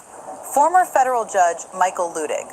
Once defendant successfully evades jurisdiction by crossing state lines, compelling their return becomes political as much as legal. Window for off-ramps. Tonight through 6 a.m. tomorrow. If Trump's team negotiates virtual deposition compromise, Kathleen might accept and cancel Marshall's request. If 11th Circuit issues interim ruling requiring Trump remain in Florida pending appeal, standoff ends. After 7 a.m. Sunday, locked into either confrontation at airport or jurisdictional escape to Texas. While Trump and Kathleen were focused on each other, Texas Governor Greg Abbott entered. Governor of Texas, Republican, Trump ally. What he did, issued public statement at 8:47 p.m. Friday. Texas welcomes President Trump. Our state will not cooperate with politically motivated extradition requests from partisan judges. Why this complicates things? Abbott controls Texas Department of Public Safety and state law enforcement, can refuse to execute out-of-state arrest warrants. Under interstate compact for adult offender supervision, governors have discretionary authority to challenge extradition requests they deem politically motivated. Abbott's preemptive statement signals he'll use that authority. What they want? Stated goal. Protect President Trump from judicial overreach and election interference.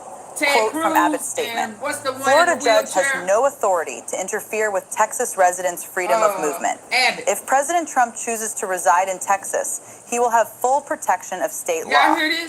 Their actual interest? Positioning Texas as MAGA stronghold and Abbott as Trump's defender. Building political capital for 2028 gubernatorial race or cabinet position if Trump wins 2028 presidency. Evidence. Abbott's statement was issued before Kathleen requested U.S. Marshals. 2028. Meaning Abbott's team was monitoring Trump's filings in real Y'all time see what they doing? and prepared response. Impact on Trump. Now And he know he can't run.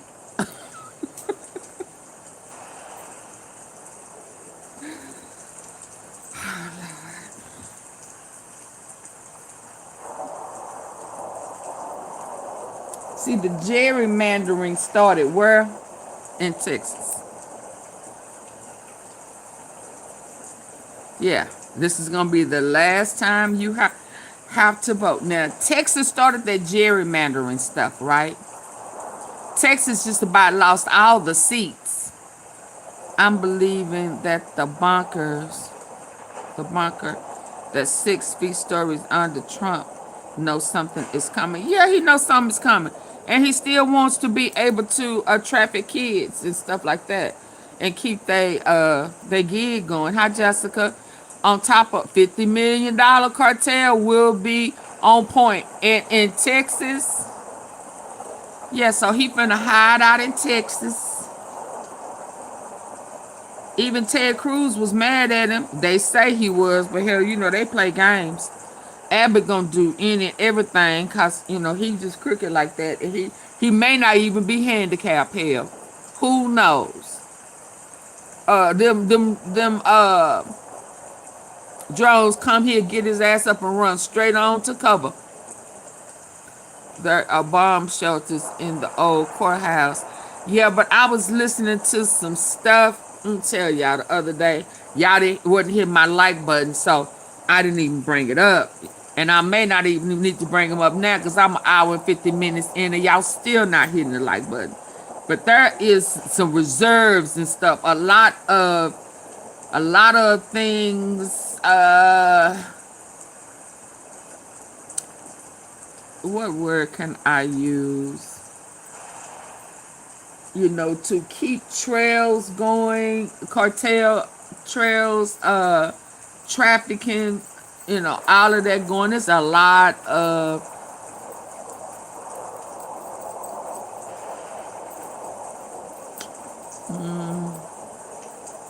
trying to say a word that won't get me censored. There's a lot of stuff in Texas that's underground going on, you know. In Texas is near borders, smuggling,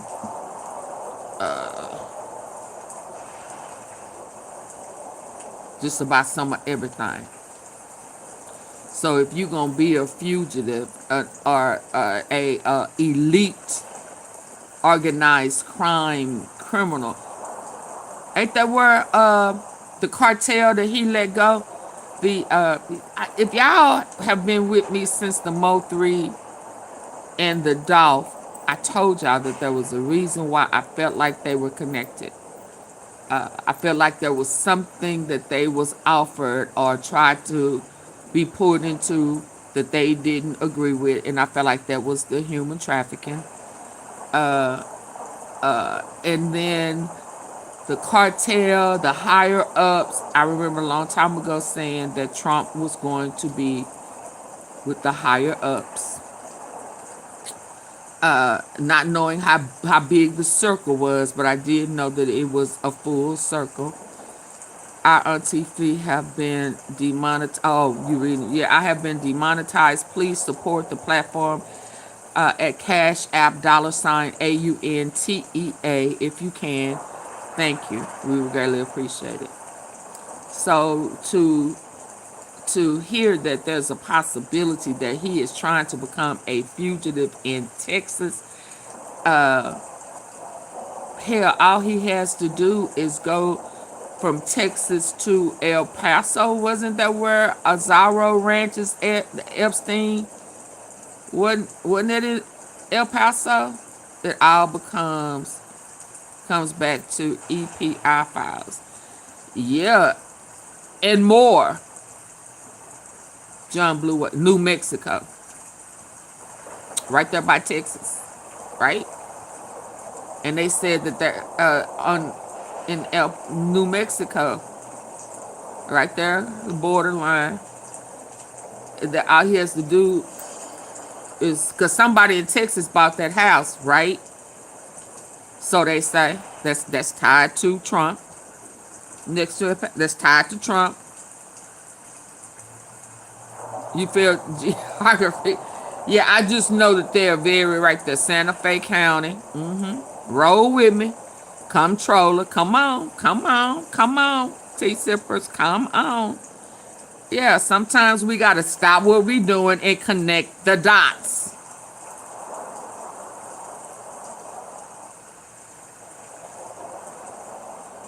When the cartel was busted, right? They got busted where? Yep, Sun is on Trump. Signet. Yeah, the cartel, the Seniola cartel, guy, the Castro, not Castro. Can't think of that man's name. I can't think. But anyway, they got busted in El Paso, right outside of Texas.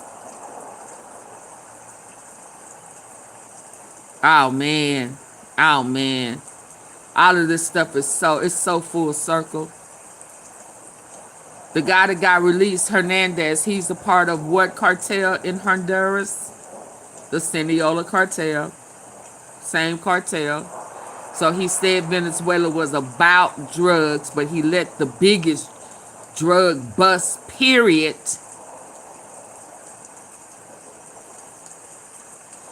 go. El Paso is in Texas, you silly goose. El Paso, Texas. Yeah, El Paso, Texas. Yeah, because that's where that cartel, the Sinaloa cartel, that's tied to Craig Petty's, that's tied to Memphis and Houston. I mean, y'all, this is how we got here.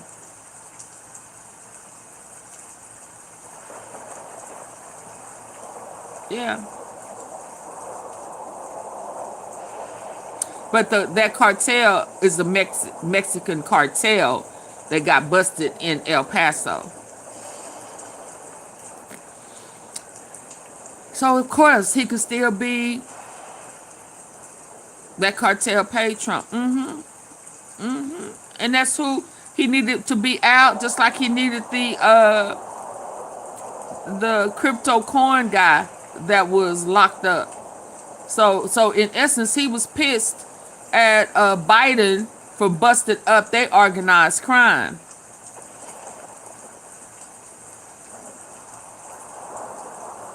Yeah. In Texas, I know. It's called, I know. But it's just knowing so much and trying to put everything in. It's all in overload, Miss Tom, baby, to keep everything perfect and straight. I don't write down nothing. 99% of everything is in my head. I don't write down stuff. You see people be having, like, they writing everything down to remember. I connect dots in my head. You understand? Yeah, I don't write down stuff. No. If anything, I may put, when I'm Googling something that I'm trying to clarify, I may enter it in on the in Google. That's it. Everything else is in my head. So please don't expect for it to come out as perfect as it is in my head sometimes when I'm trying to discuss stuff. You understand? Yeah, it's all in my head. Somebody come here, they'll never find pen and paper of me writing down nothing. I don't write down nothing. Oh, now, Miss Tom, I need for you to understand that. Since you wanted to play with me, I don't write down nothing. It's in my head. Yeah, you're trying to check me. I don't write down stuff. You know, most people have to write it down. Yeah, no, not me. Harbor in Texas. Even if Kathleen issues warrant, Abbott won't enforce it. Impact on Kathleen. Her enforcement power effective. If President Trump chooses to reside in Texas, he will have full protection of state law. Their actual interest? Positioning Texas as MAGA stronghold and Abbott as Trump's defender, building political capital for 2028 gubernatorial race or cabinet position if Trump wins 2028 presidency. Evidence. Abbott's statement was issued before Kathleen requested U.S. Marshals, meaning Abbott's team was monitoring Trump's filings in real time and prepared response. Impact on Trump. Now has guaranteed safe harbor in Texas. Even if Kathleen issues warrant, Abbott won't enforce it. Impact on Kathleen. Her enforcement power effectively ends at Florida border. Abbott just told her, "Your warrant means nothing here." Abbott's move was opportunistic but devastating to Kathleen's strategy.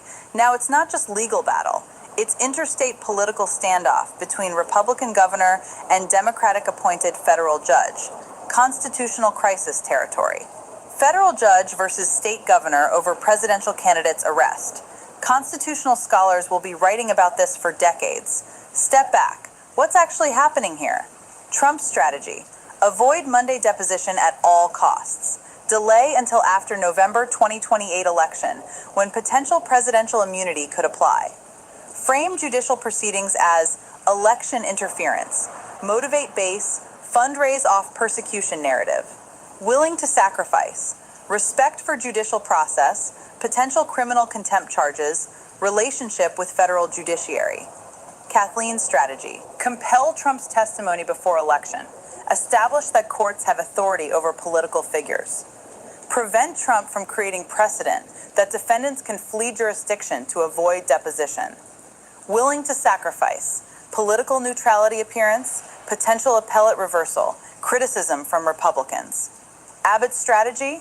Position as Trump's most powerful defender. Secure political future in MAGA movement. Establish Texas as sanctuary for conservative figures facing politically motivated legal action. Willing to sacrifice. Federal cooperation on other matters. Relationship with DOJ. National media criticism. Where strategies conflict, Trump needs to get to Texas. Kathleen needs to keep him in Florida. Abbott benefits from prolonged conflict. More media attention, more political capital. No compromise satisfies all three. Means Sunday morning showdown at airport is inevitable. Expert analysis. Constitutional law professor Lawrence Tribe. Governor cannot nullify federal court orders through political declarations. Translation: Abbott's statement has zero legal force, but creates political pressure that makes enforcement harder. Even conservative legal analyst Jonathan Turley. Trump's jurisdictional argument is creative, but ultimately fails if appellate court denies stay. When left and right agree Trump's legal position is weak, that's Y'all, the could read. this be really Fair what's going on? counter-argument. Trump's defenders say he has legitimate right to change residence and shouldn't be confined to one state pending civil litigation. That has merit. But Texas property was purchased 9 days before deadline, flights scheduled for hours before deadline expires, and Trump maintained Mar-a-Lago as permanent residence for past 8 years. Pattern shows evasion, not genuine relocation. Both sides argue, actions reveal. This was orchestrated jurisdictional escape planned for weeks. This pattern isn't new. 2001, Enron CEO Kenneth Lay fought Texas court jurisdiction by claiming Colorado residency. Lay purchased Aspen property, filed change of address, announced relocation, all within weeks of anticipated indictment. Court responded with immediate arrest warrant. U.S. Marshals detained Lay at Denver Airport. Result? Lay returned to Texas jurisdiction, eventually convicted. Conviction vacated after death before sentencing. Timeline: 6 weeks from relocation announcement to arrest at airport. Key difference then: criminal jurisdiction, federal indictment, versus civil jurisdiction, deposition order. But the dynamic? Same. High-profile defendant attempts jurisdictional escape, judge moves aggressively to prevent it, law enforcement gets involved. Quote from federal prosecutor in Lay case: changing your address doesn't change where crimes occurred or which court has jurisdiction. We're at the relocation announcement stage now. If history repeats, Marshals detain Trump at Palm Beach International tomorrow morning. 11th Circuit rules against him Monday. He's forced to appear for deposition.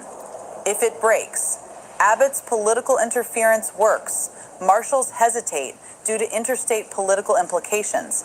Trump successfully relocates. Months-long jurisdictional battle ensues. Difference: Lay didn't have a sitting governor promising protection. That's the variable that could break historical pattern.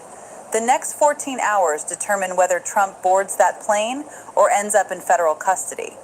Why this matters: if you've ever been subject to court order, courts lose enforcement power when defendants can flee to friendly jurisdictions. You're in custody dispute. Court orders you to appear for hearing. You don't like the judge, so you move to another state where the governor is politically aligned with you and promises, our state won't enforce their orders, before Trump. That's That's called contempt, and you're arrested. After Trump, if you're politically powerful, maybe you get away with it. The precedent. Civil court orders become optional if you have political protection in another state. Bottom line, if you believe courts should be able to compel testimony regardless of defendants' political connections, this case determines whether that principle still exists. When federal judges can't enforce orders because governors provide political sanctuary, rule of law breaks down into rule of politics. You might support Trump, you might oppose him, but ask yourself, do you want the precedent that any powerful person can avoid court orders by moving to a state where the governor is their I political need my ally? likes up. I'm Because if out of Trump here. succeeds, every future defendant with political connections will try this. Divorce cases. Double tap the face of your phone. Hit the 3 dots at the top right corner. The quicker you do it, the quicker I can resume.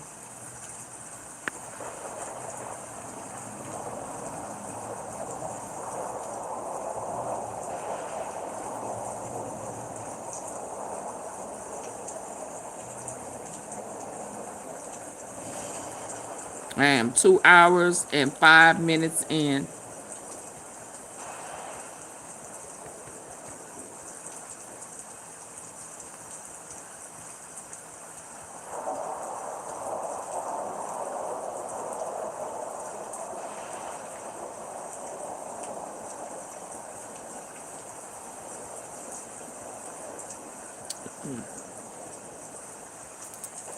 I've got no support today.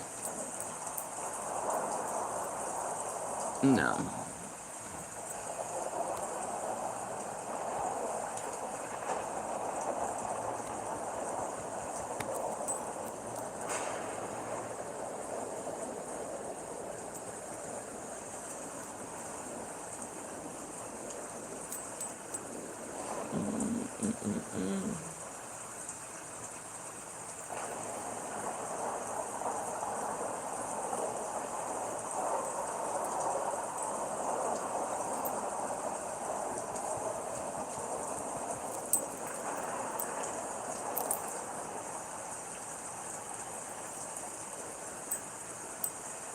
I'm only gonna wait a couple of more minutes. If I can't get the likes up, I'm out of here.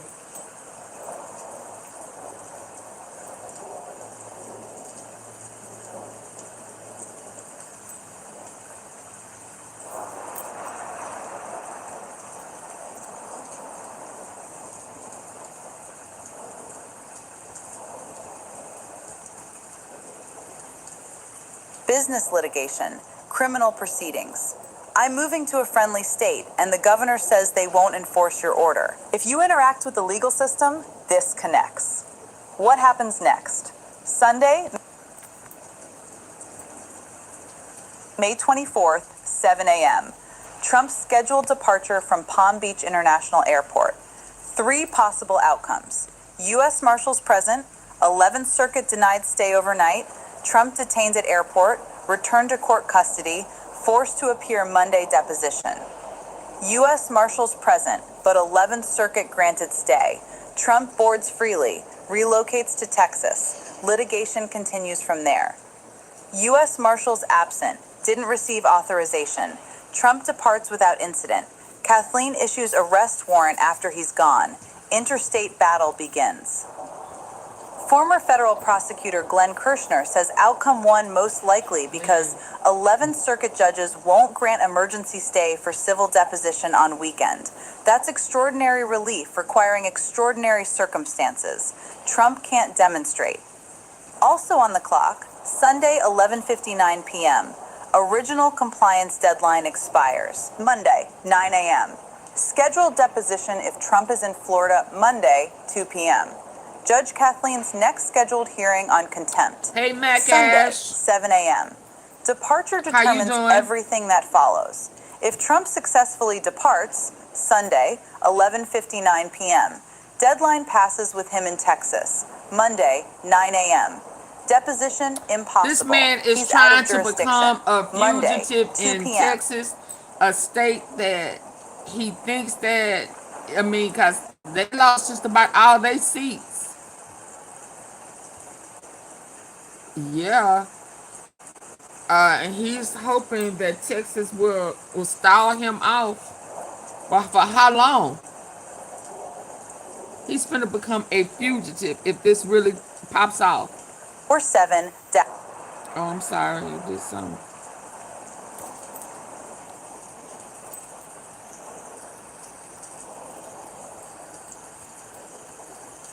And remember, this gerrymandering started because he said, "Find me 5 seats. I need da da da da da da da." Oh, I'm messing with the internet. Oh my goodness. Another state. Bottom line, if you believe court boards that plane or ends up in federal custody, why this matters? If you've ever been subject to court order, courts lose enforcement power when defendants can flee to friendly jurisdictions. You're in custody dispute. Court order to appear for hearing. You don't like the judge, so you move to another state where the governor is politically aligned with you and promises our state won't enforce their orders before Trump. That's called contempt, and you're arrested. After Trump, if you're politically powerful, maybe you get away with it. The precedent. I don't Civil know. court orders become optional if you have political protection in another state. Bottom line, if you believe courts should be able to compel testimony regardless of defendants' political connections, this case determines whether that principle still exists. When federal judges can't enforce orders because governors provide political sanctuary, rule of law breaks down into rule of politics. You might support Trump, you might oppose him, but ask yourself, do you want the precedent that any powerful person can avoid court orders by moving to a state where the governor is their political ally? Because if Trump succeeds, every future defendant with political connections will try this. Right. Divorce cases, business litigation, criminal proceedings. I'm moving to a friendly state, But you and know- the governor says they won't enforce your order. If you Yeah, interact but he ain't gonna do that for everybody. Yeah, he only gonna Texas really don't play like that. But this is cause it's Trump. I mean, people could think they could come here and do that if they want to. Now will Florida go get him? Is the thing. This is why I try to tell y'all. I don't care what nobody say. Vote. Vote. Vote. And miss me with that. My vote don't matter. Yes, it do. If it has never mattered before, it matters now. Would not be trying to become a damn fugitive.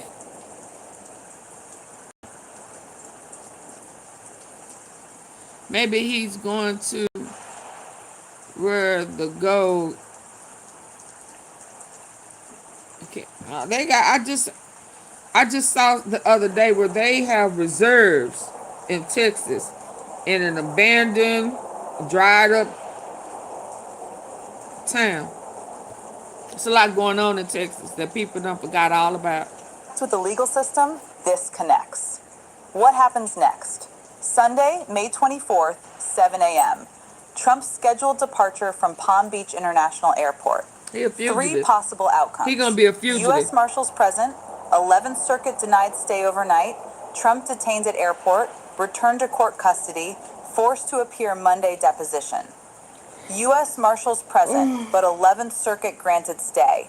Trump boards freely, relocates to Texas. Litigation continues from there. U.S. Marshals absent, didn't receive authorization. Trump departs without incident. Kathleen You said issues your arrest alarm. warrant after he's gone. Interstate battle begins. Former federal prosecutor Glenn Kirshner says outcome 1 most likely because 11th Circuit judges won't grant emergency stay for civil deposition on weekend. That's extraordinary relief requiring extraordinary circumstances. Trump can't demonstrate. Also on the clock, Sunday 11:59 p.m. Original compliance deadline 11:59. expires. Monday, 9 a.m. Scheduled deposition if Trump is in Florida Monday, 2 p.m. Judge Kathleen's next scheduled hearing on contempt. Sunday, 7 a.m. Departure determines everything that follows. If Trump successfully departs, Sunday, 11:59 p.m., Deadline passes with him in Texas. Monday, 9 a.m. Deposition impossible. He's out of jurisdiction. Monday, 2 p.m. Hearing becomes contempt proceeding in absentia. If Trump is detained at airport, Sunday becomes 24-hour custody and appellate briefing. Monday, 9 a.m. Deposition potentially proceeds. Monday, 2 p.m. Conference. Wild card. Trump could file second emergency. Justice Clarence Thomas handles 11th Circuit emergency applications. Thomas grants individual stay, which he can do without full court. Entire timeline freezes. Trump can't be compelled to appear until Supreme Court rules. That process takes weeks minimum. Countdown. Sunday, 7 a.m. Departure. 13 hours from now. Sunday, 11:59 p.m. deadline. 30 hours from now. Monday, 9 a.m. deposition. 38 hours from now. Monday, 2 p.m. hearing. 43 hours from now.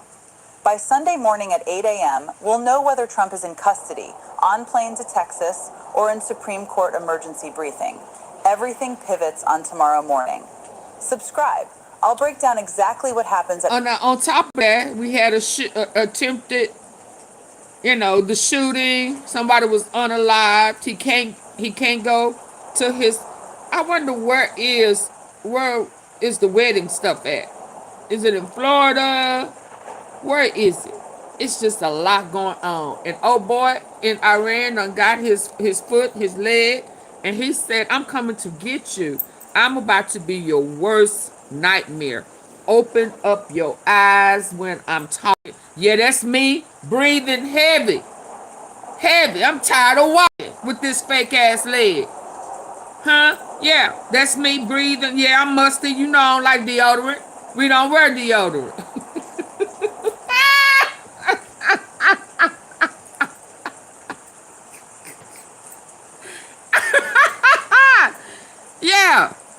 Yeah, him scared.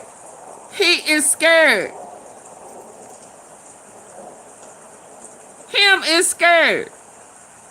He just had to pay $100 and something million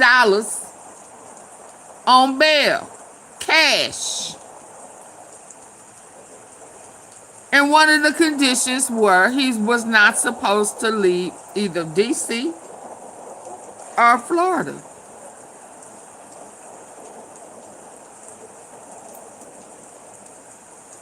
Now you trying to go to Texas because you scared. Down where they come on now Khomeini, Mojo Bataba, Mama Tadasa Suzuki. Don't get mad at me, but y'all do not like deodorant. Y'all think that, the fungus is among us is a cool thing. So I'm just saying, and then you be hot over there, y'all be sweating all off, but he gonna smell you come. Yeah, he gonna, well, maybe he won't smell you come because he don't smell when he done had a BM on himself. He act like like his fart don't stink.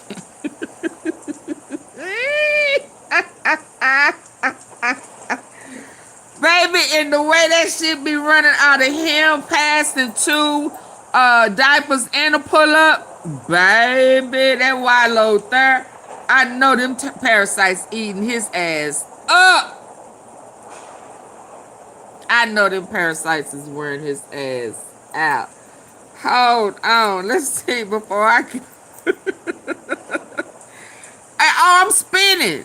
Am I spinning? Y'all can't hear me? Can you hear me? I'm not spinning on this device.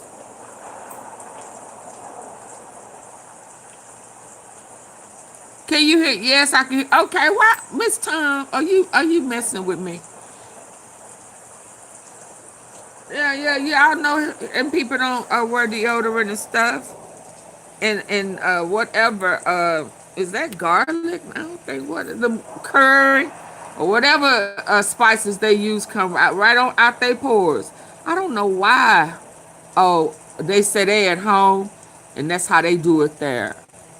It don't say nothing to me if I'm not.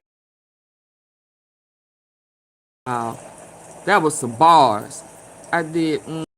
Watching me go out and come back in. Let me see if I can find this real quick about Texas, so y'all can see what I'm talking about. All this hidden stuff. When I saw it, it made me think that like some of them old gold mine. But I don't know if I saying gold mine because Miss Tom put gold mine. I didn't hear gold, but I did hear oil. I did hear oil reserve. Hold on, let me see if I know I kept it because I thought it was quite inter- interesting. Y'all hit the like button while I'm looking for this. It was like 5 things or 10 things about Texas. You may not know. Let me see. I'm trying to find it. It reserves my eyebrows went up. The ones, the one I draw on. They went up like mmm. Mmm. Mmm. Mmm. Now is that where you hiding the oil? The stolen oil? Reckon he hiding it in Texas, y'all? Reckon he hiding that oil in Texas.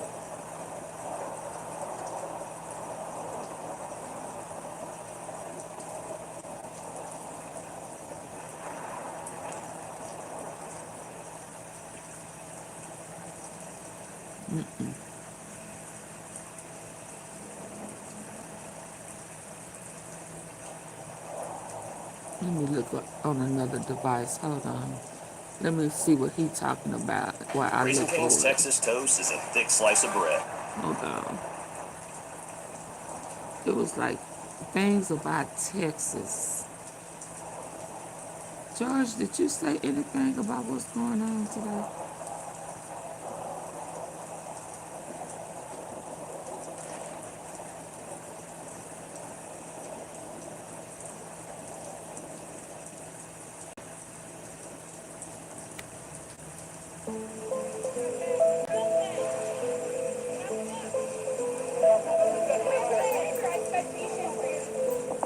Was that the day he had? Oh, what was this look? He was looking with his head down, y'all. Was he lost? Let me find. He bragged about Texas all. Oh, he brags about Texas all. Yeah. Look at him looking deranged. That look like his brother or somebody. That don't look like him to me. Let me take you down.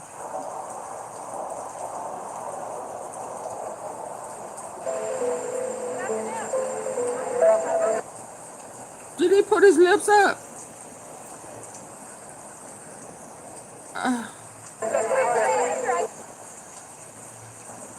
Oh, what look is this? This is a different clone, y'all. We ain't never seen this clone before. He may be the clone that didn't have all his hair at the top. He got caught slipping the other day, but y'all was playing with my like button, so y'all ain't get a chance to see it. And I don't think I snapped it nowhere. What is going on with his gorilla chimpanzee ass lips? What is this? Let's go.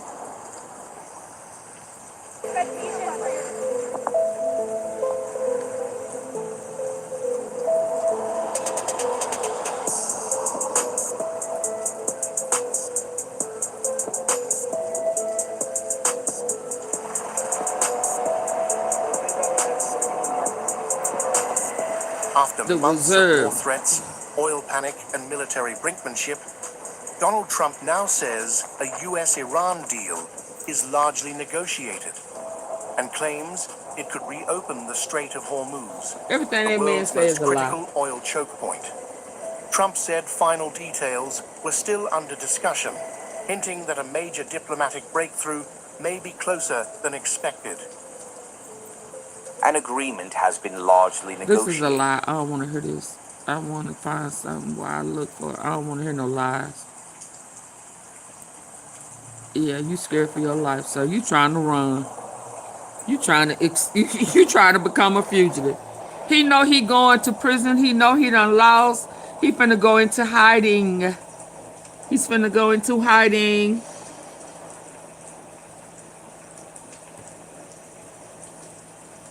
Stop saying no to endless He's about to go into hiding. A whole president that. Remember when the transportation? He finna go. Now, Mike, I hope you know he trying to run. He trying to hide. He's trying to become a fugitive in Texas. So we're going to listen to what you say, but understand, sir, he's trying to become a fugitive in Texas.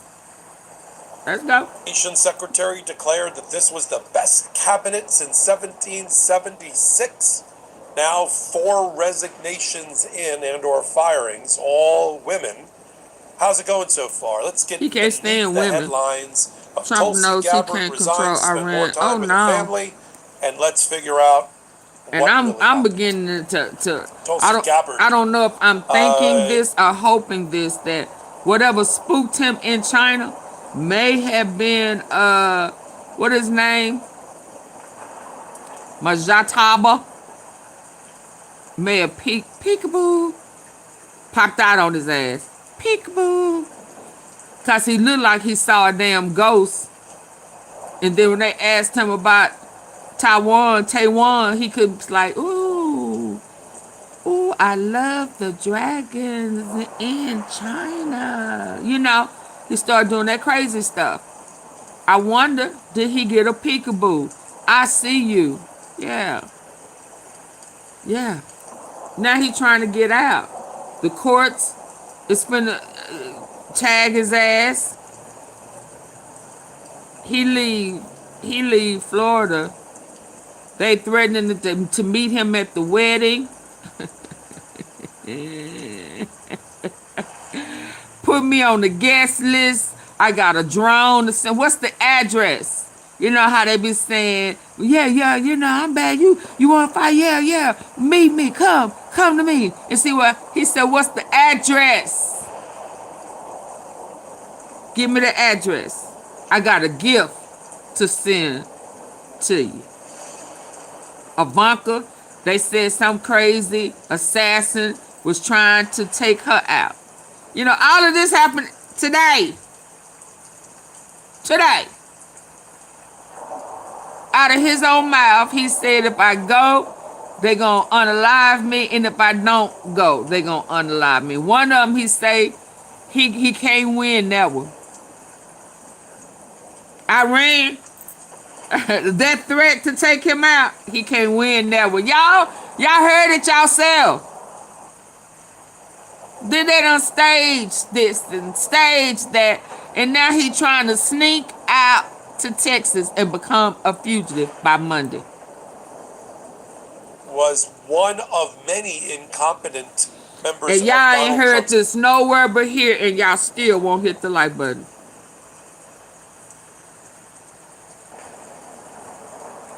I'm done with y'all. Hit the like button.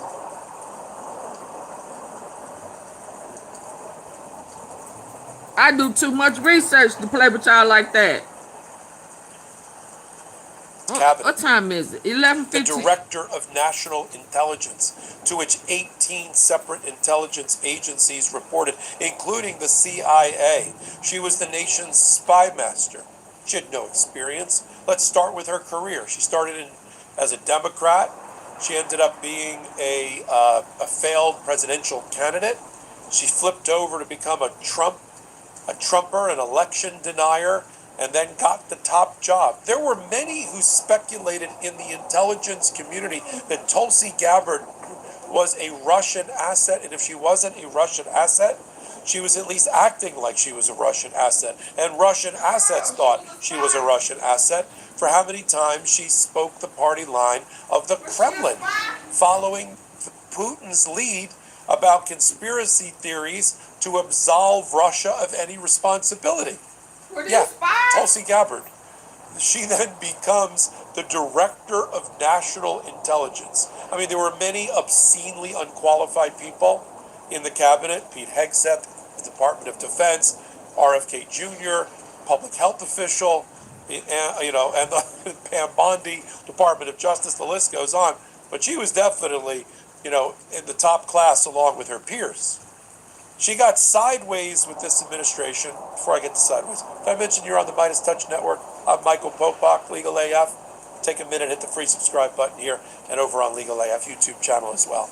She got sideways with this administration, not just because she would constantly be hawking the party line for Russia, but because she was often out of step and opposed to Donald Trump's own policies, finding a tin-eared way to signal her opposition. Let's give you just a few examples. You would think that when we're about to take over a country and take out its leader, like in Venezuela, the director of national intelligence would be somewhere around the press conference, somewhere. But no, while the men were announcing the war, Tulsi Gabbard was posting photos of herself doing upward dog, sun salutation, something, on the beaches of Hawaii. Okay? That shows you're not in the inner circle. And earlier, when we bombed Iran, Trump bombed Iran to stop its nuclear program, or so we were told, at the end of February, where was Tulsi Gabbard during the bombing? Oh, right. She was making an Instagram video in Hiroshima, Japan, about the horrors of bombing and nuclear weapons. Play the clip. I recently visited Hiroshima in Japan and stood at the epicenter of a city that remains scarred by the unimaginable horror caused by a single nuclear bomb dropped in 1945, 80 years ago. Yet this one bomb that caused so much destruction on Hiroshima was tiny compared to today's nuclear bombs. As we stand here today, closer to the brink of nuclear annihilation than ever before, political elite and warmongers are carelessly fomenting fear and tensions between nuclear powers. So it's up to us, the people, to speak up and demand an end to this madness. We must reject this path to nuclear war and work toward a world where no one has to live in fear of a nuclear holocaust. See? What? I lost 2 pencils. What? Show me now. Gonna take this. I'm gonna do 25 black races a day, and your belly will get high. Then you're gonna do 25. That, in particular, reportedly got her called on the carpet in the White House. According to the New York Times, Donald Trump called Tulsi Gabbard in and said, and read her the Riot Act and said, it's either you get on board with our policies in support of this administration and stop campaigning for the presidency, or there's the door. Now, that was in September. We're only, October, we're only 6 months later. And now suddenly, I get it. I'm not here to begrudge a personal tragedy if her husband contracted a rare form of bone cancer. People who know my personal history know that my dad died from a very rare form of blood cancer, suffering for 10 years. So I'm not here to begrudge that, but that's not the reason. Y'all need to detox them parasites. Let's go on. Then, when she had literally nothing to do, having been sidelined by the administration in Venezuela, in Iran, in anything dealing with intelligence, Donald Trump relying more on John Ratcliffe, the head of the CIA, who technically reports to Tulsi Gabbard than Tulsi Gabbard herself, she was floundering and looking for something to do. The only lifeline, it's really an anvil or an anchor disguised as a lifeline that Trump threw at her was, well, you're an election denier. Get on the voter fraud issue. Get on the flipping votes from Trump to Biden issue. And that led her to have reportedly a close relationship with Kurt Olsen. Who's Kurt Olsen?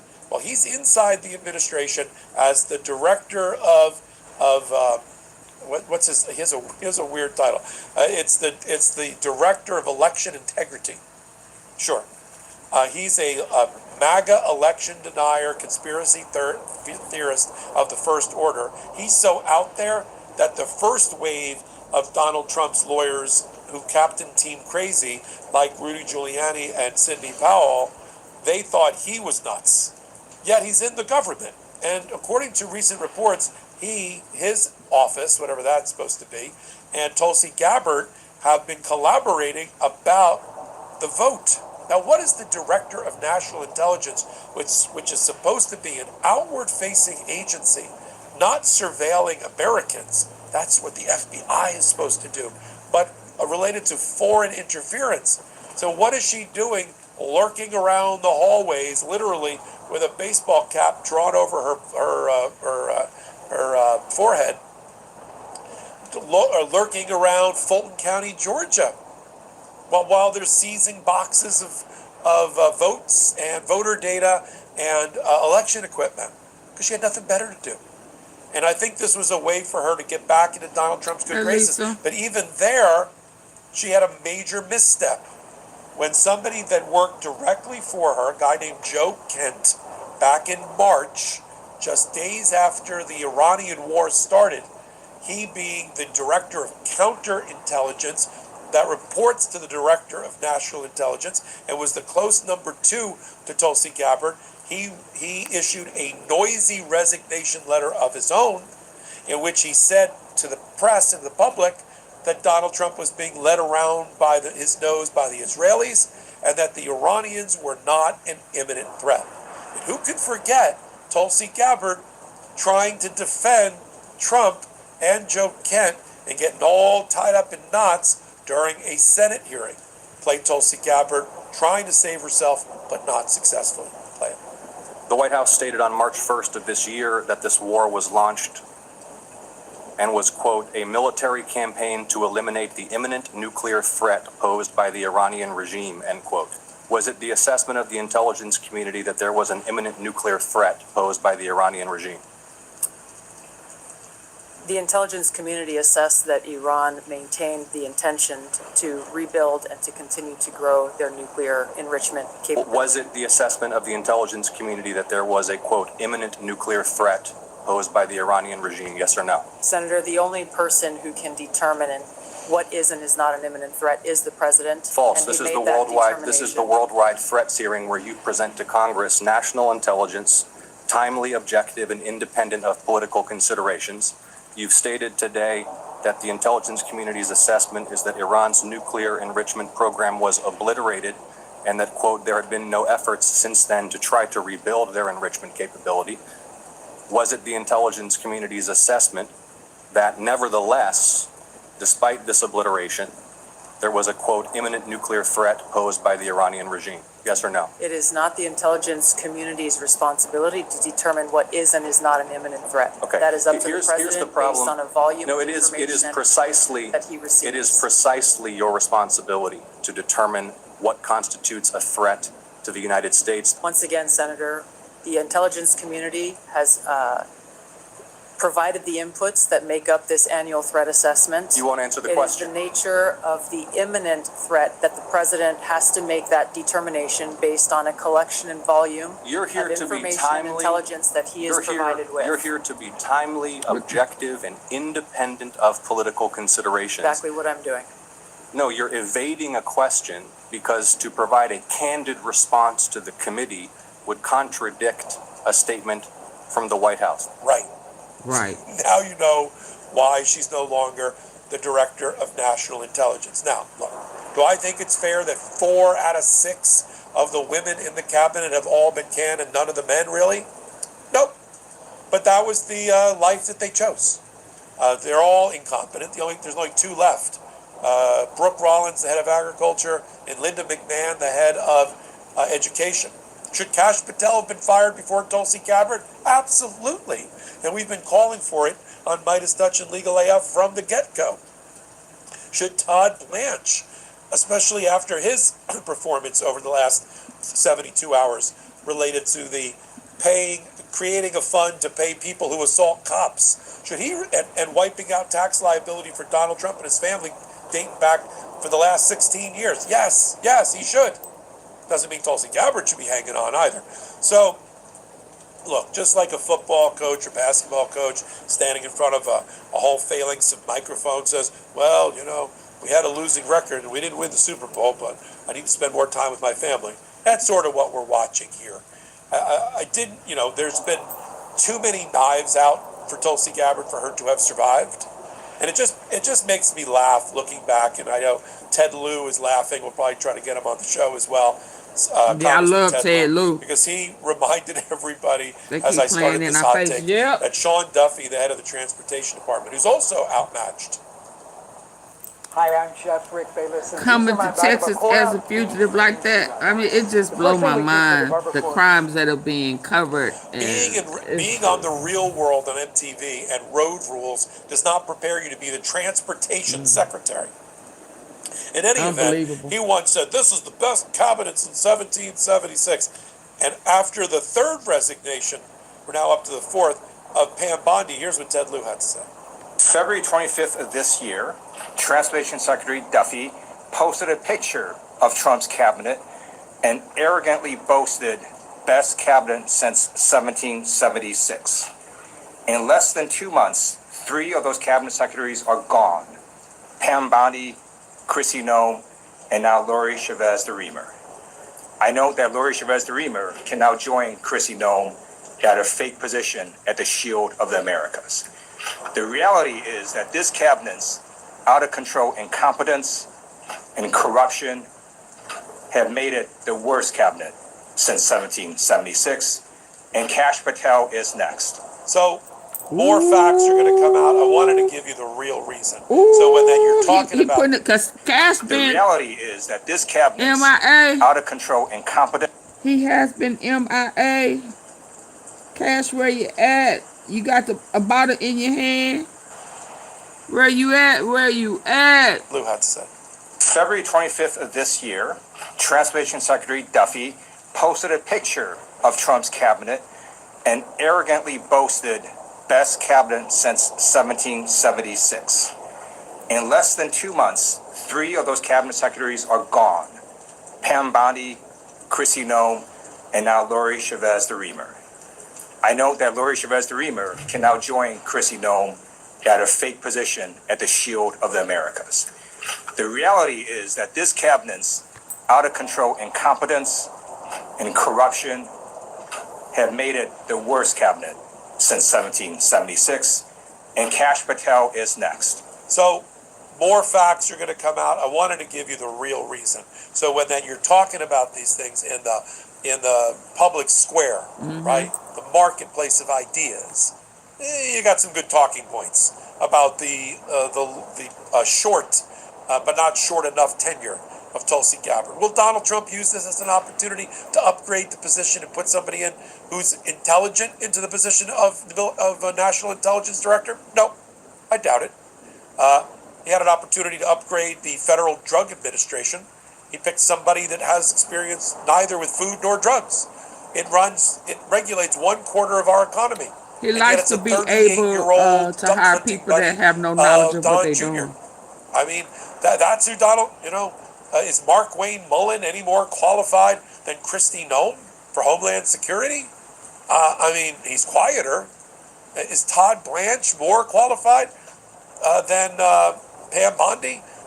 He never uses the opportunity. I guess the point is to upgrade those positions. So no, I'm not holding out any great hope that the next person for national intelligence is going to be a real spy master, like somebody that's been in the CIA or national intelligence for the last 10 or 15 or 20 years. Somebody who earned the job. It should be a meritocracy to help keep America safe.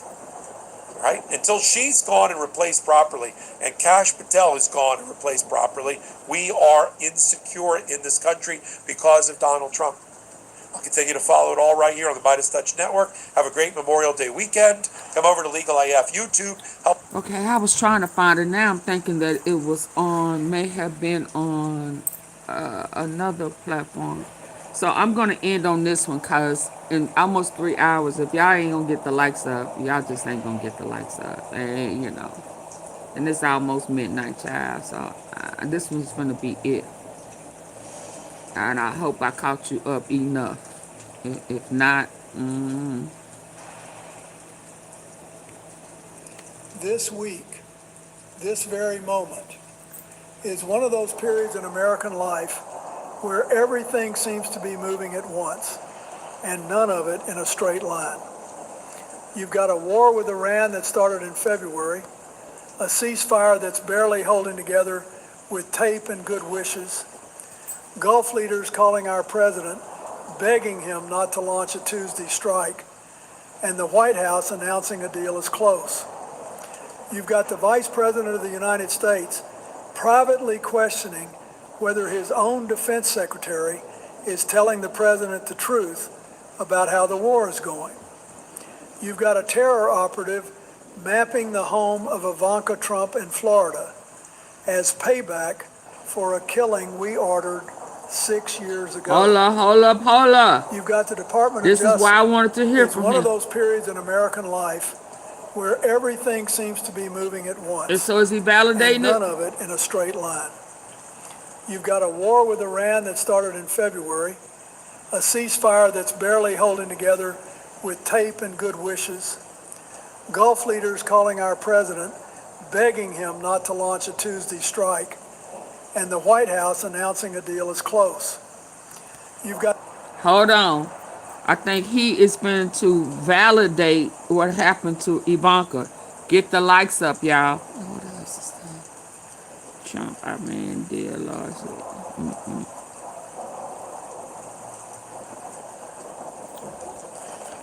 Double tap the face on your phone if that's how you're listening in, or hit those 3 dots at the top right corner. I'm not going to start back to hear this tea until it's done.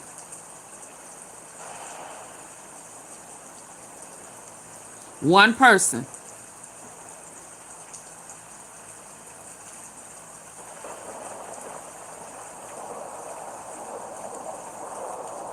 Four people.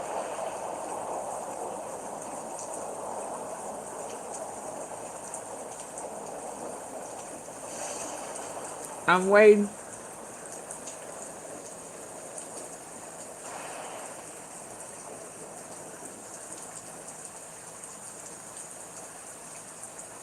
Five.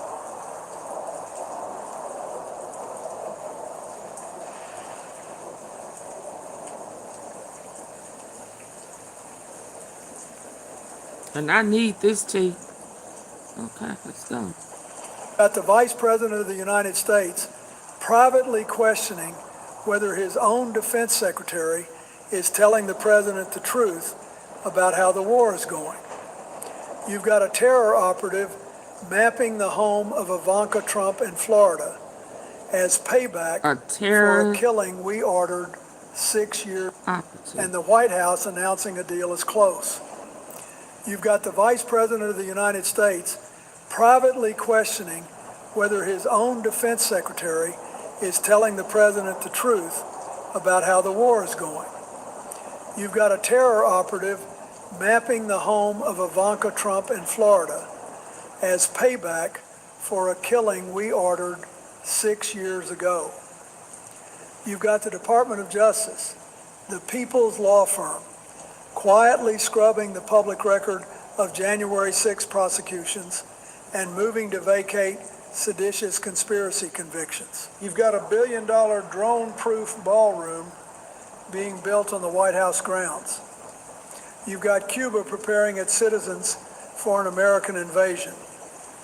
And on top of all of it, the president just told the world Did he just say he cannot attend his eldest son's the whole White House or a certain part of January 6 prosecutions and moving to vacate seditious conspiracy convictions. You've got a $1 billion drone-proof ballroom being built on the White House grounds. Just the ballroom. What about the other Cuba part? Preparing its citizens. So what about the other part of the White House? Is he gonna sleep in the dome? I mean, in the east. So the whole White House is not gonna be covered in Ain't gonna be drone proof? Is that what I'm hearing? As payback for a killing we ordered, questioning whether his own defense secretary is telling the president the truth about how the war is going. You've got a terror operative mapping the home of Ivanka Trump in Florida as payback for a killing we ordered 6 years ago. You've got the Department of Justice, just the ballroom, the People's Law Firm, quietly scrubbing the public record of January 6 prosecutions and moving to vacate seditious conspiracy convictions. You've got a $1 billion drone-proof ballroom being built on the White House grounds. You've got Cuba preparing its citizens for an American invasion. And on top of all of it, the president just told the world he cannot attend his eldest son's wedding because, quote, I have a thing called Iran. Let me tell you something. When a president is juggling this many crises and this many contradictions at once, the American people deserve more than social media posts one day and spectacle. He didn't mention the shooting. They deserve clarity. They deserve honest governance.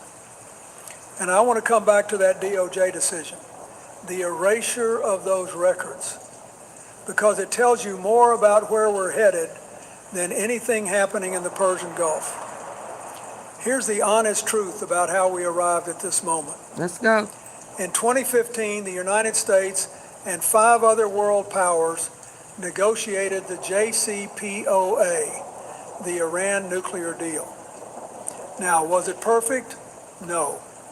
I've been in enough rooms to know that no agreement between adversaries is ever perfect. But it was functional. It froze Iran's enrichment, it gave us inspectors on the ground, and it bought time, which is what diplomacy is supposed to do. In 2018, President Trump withdrew from that agreement unilaterally. Then in January 2020, he ordered the assassination of Qasem Soleimani, Iran's most powerful military commander. Now, Soleimani was no innocent man, but we've got to remember that every action in foreign policy creates a chain of consequences. 6 years later, that chain led an IRGC-trained operative named Mohammed Bakr al-Saidi to map Ivanka Trump's home in Florida, post surveillance photos online, and pledge to burn down the house of Trump.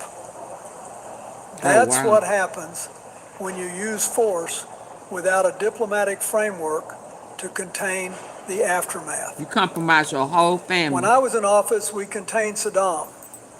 We managed North Korea. Not perfectly, but with discipline, with allies, and with a process. On February 28th this year, U.S. and Israeli forces launched nearly 900 strikes on Iran in 12 hours. Iran retaliated, missiles, drones, closing the Strait of Hormuz. Oil prices surged past $100. And now, 3 months later, we're negotiating through Pakistan, Qatar, and Saudi Arabia just to get back to talking. And this is where things start to get complicated. Let me walk you through what's on the table as of this week, because the details matter. Iran has put forward a 14-point peace proposal delivered through Pakistani mediators and refined with help from Qatar, Saudi Arabia, Turkey, and Egypt. Their demands include an immediate end to hostilities on all fronts, including Israeli strikes on Hezbollah in Lebanon, a halt to the U.S. naval blockade of Iranian ports, the unfreezing of Iranian assets, compensation for war damage, and recognition of Iranian sovereignty over the Strait of Hormuz.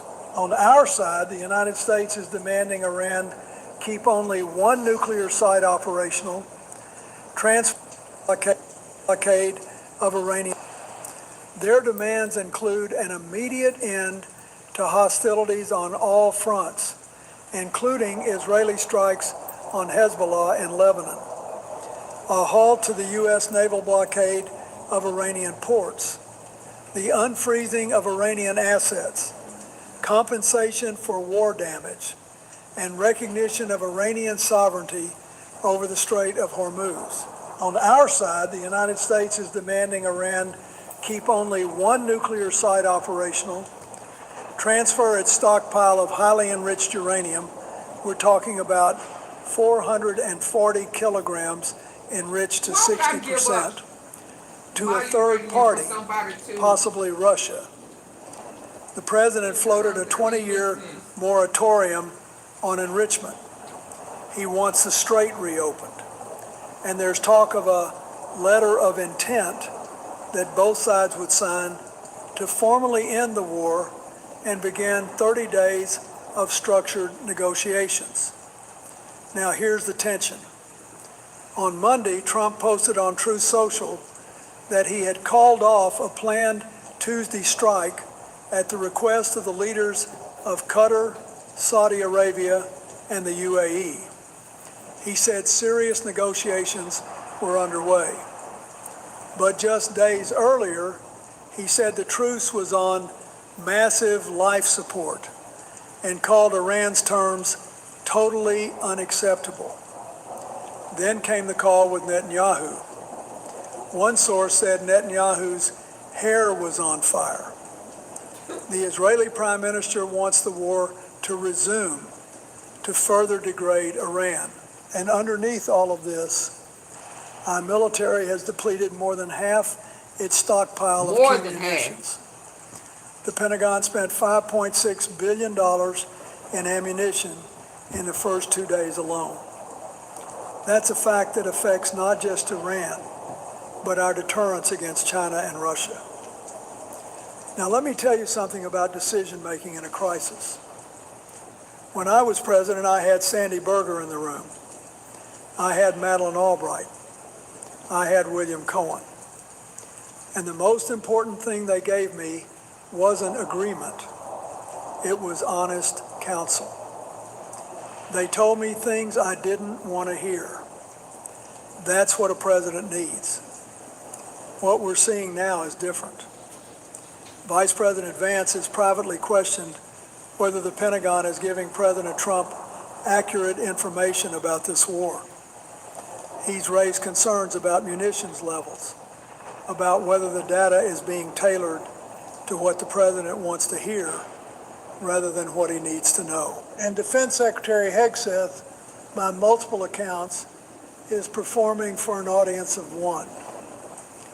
When your vice president doesn't trust your defense secretary's briefings during an active war, that's not politics. That's a national security crisis. And then there's the decision-making style itself. One day it's clock is ticking, they better get moving fast or there won't be anything left of them. The next day it's, if I can save people from getting killed by waiting a couple of days, I think that's a great thing to do. Both of those statements came from the same man within the same week.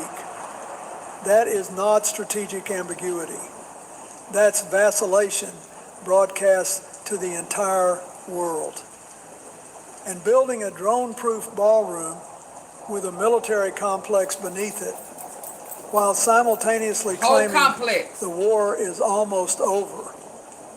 That tells you something. Kind of how it was set up. It tells you this is a leader who perceives threats everywhere, yet cannot discipline himself to manage the one directly in front of him. Now I want to pivot, because this is the part that concerns me most.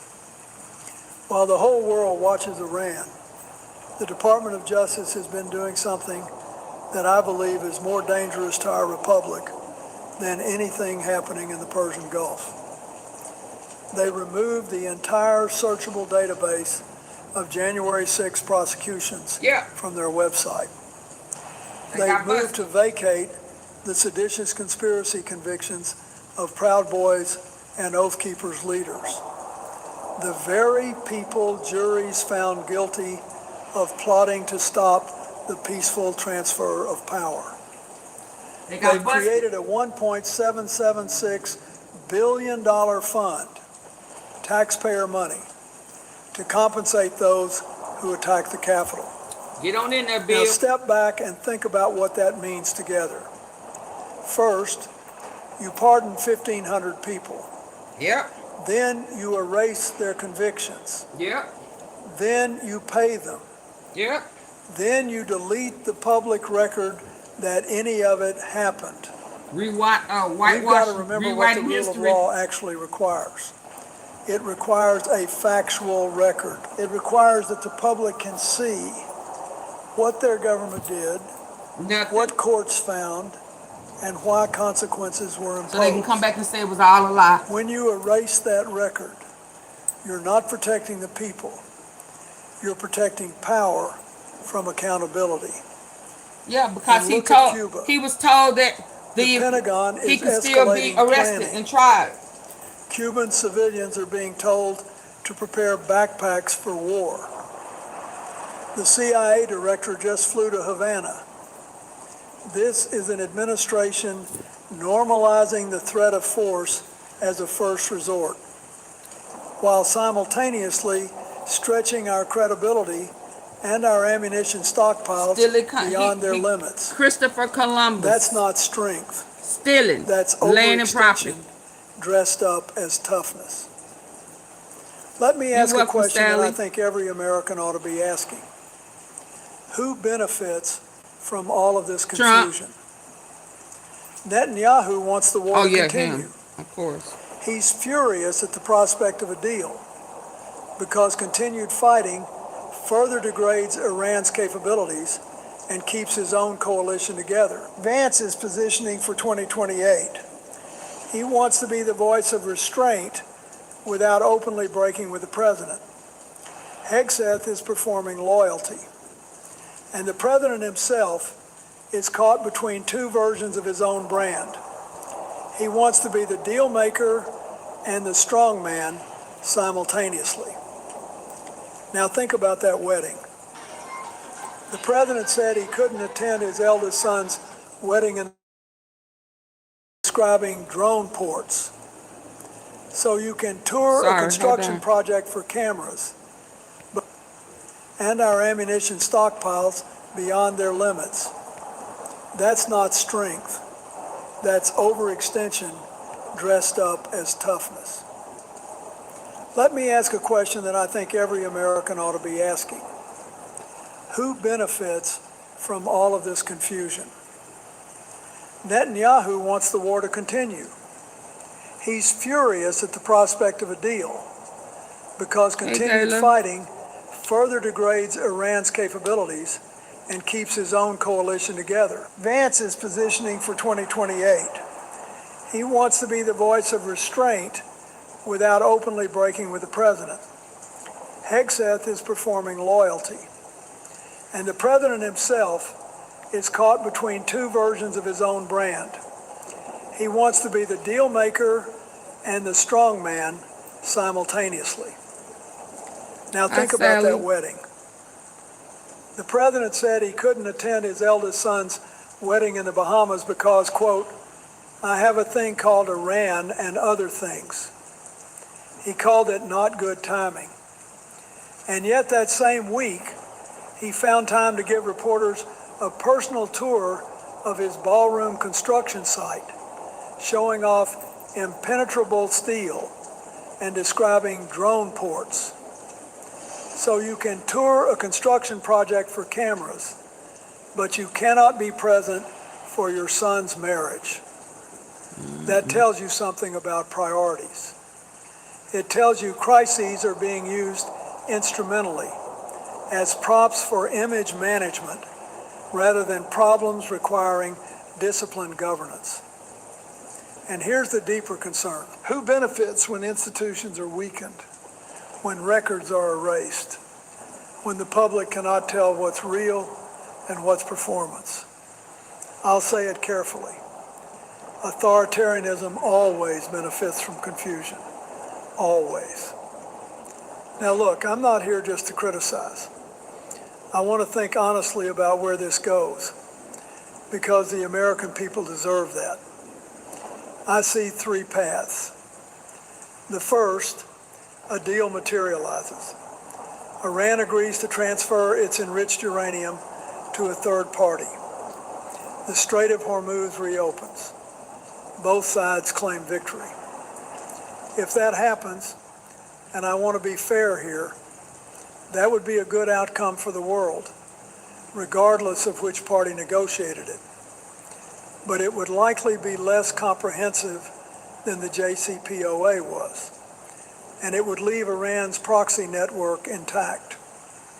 It would be a starting point, not a solution. The second path, negotiations collapse, war resumes, and with our depleted munitions, more than half of 4 key weapon systems already expended, the conflict drags on without decisive resolution. Meanwhile, Cuba simmers, China watches our stockpile numbers, and American credibility bleeds. The third path, and this is where I'll spend the most time because I think it's the most likely, is permanent limbo, neither peace nor war. A president governing by social media, a DOJ erasing accountability, assassination threats hanging over the first family, and the nation's attention consumed by spectacle while institutional damage compounds beneath the surface. 64% of Americans already say this war was the wrong decision. Only 37% approve of the president's job performance. The political ground is shifting. But shifting toward what? That's the question that should keep us all up at night. Let me close with this. I've sat in that office. I've dealt with Iranian intransigence. I know how hard these negotiations are. And I want to be honest. If President Trump can secure a real agreement that prevents a nuclear Iran and ends active hostilities, genuinely ends them, that is a good thing, full stop. I will never let partisanship override my concern for American lives and global stability. But here's my deeper worry.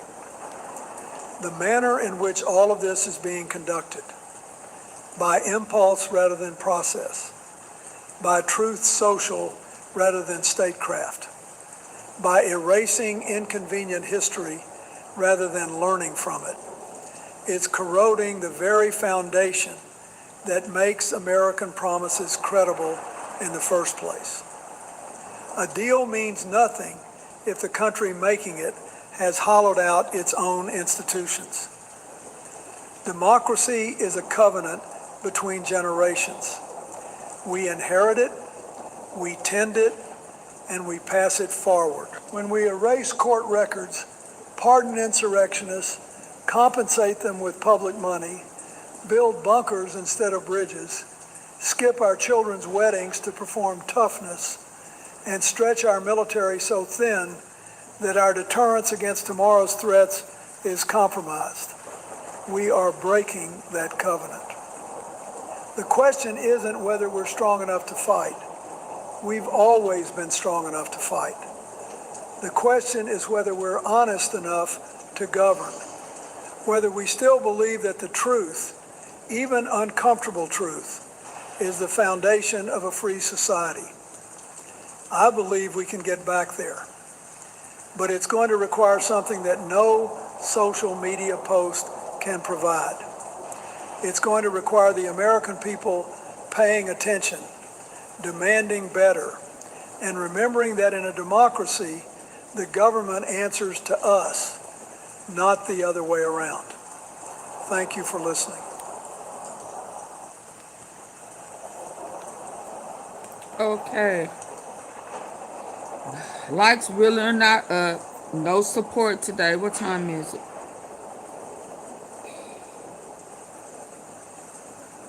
Let me see if I can cut this up right quick.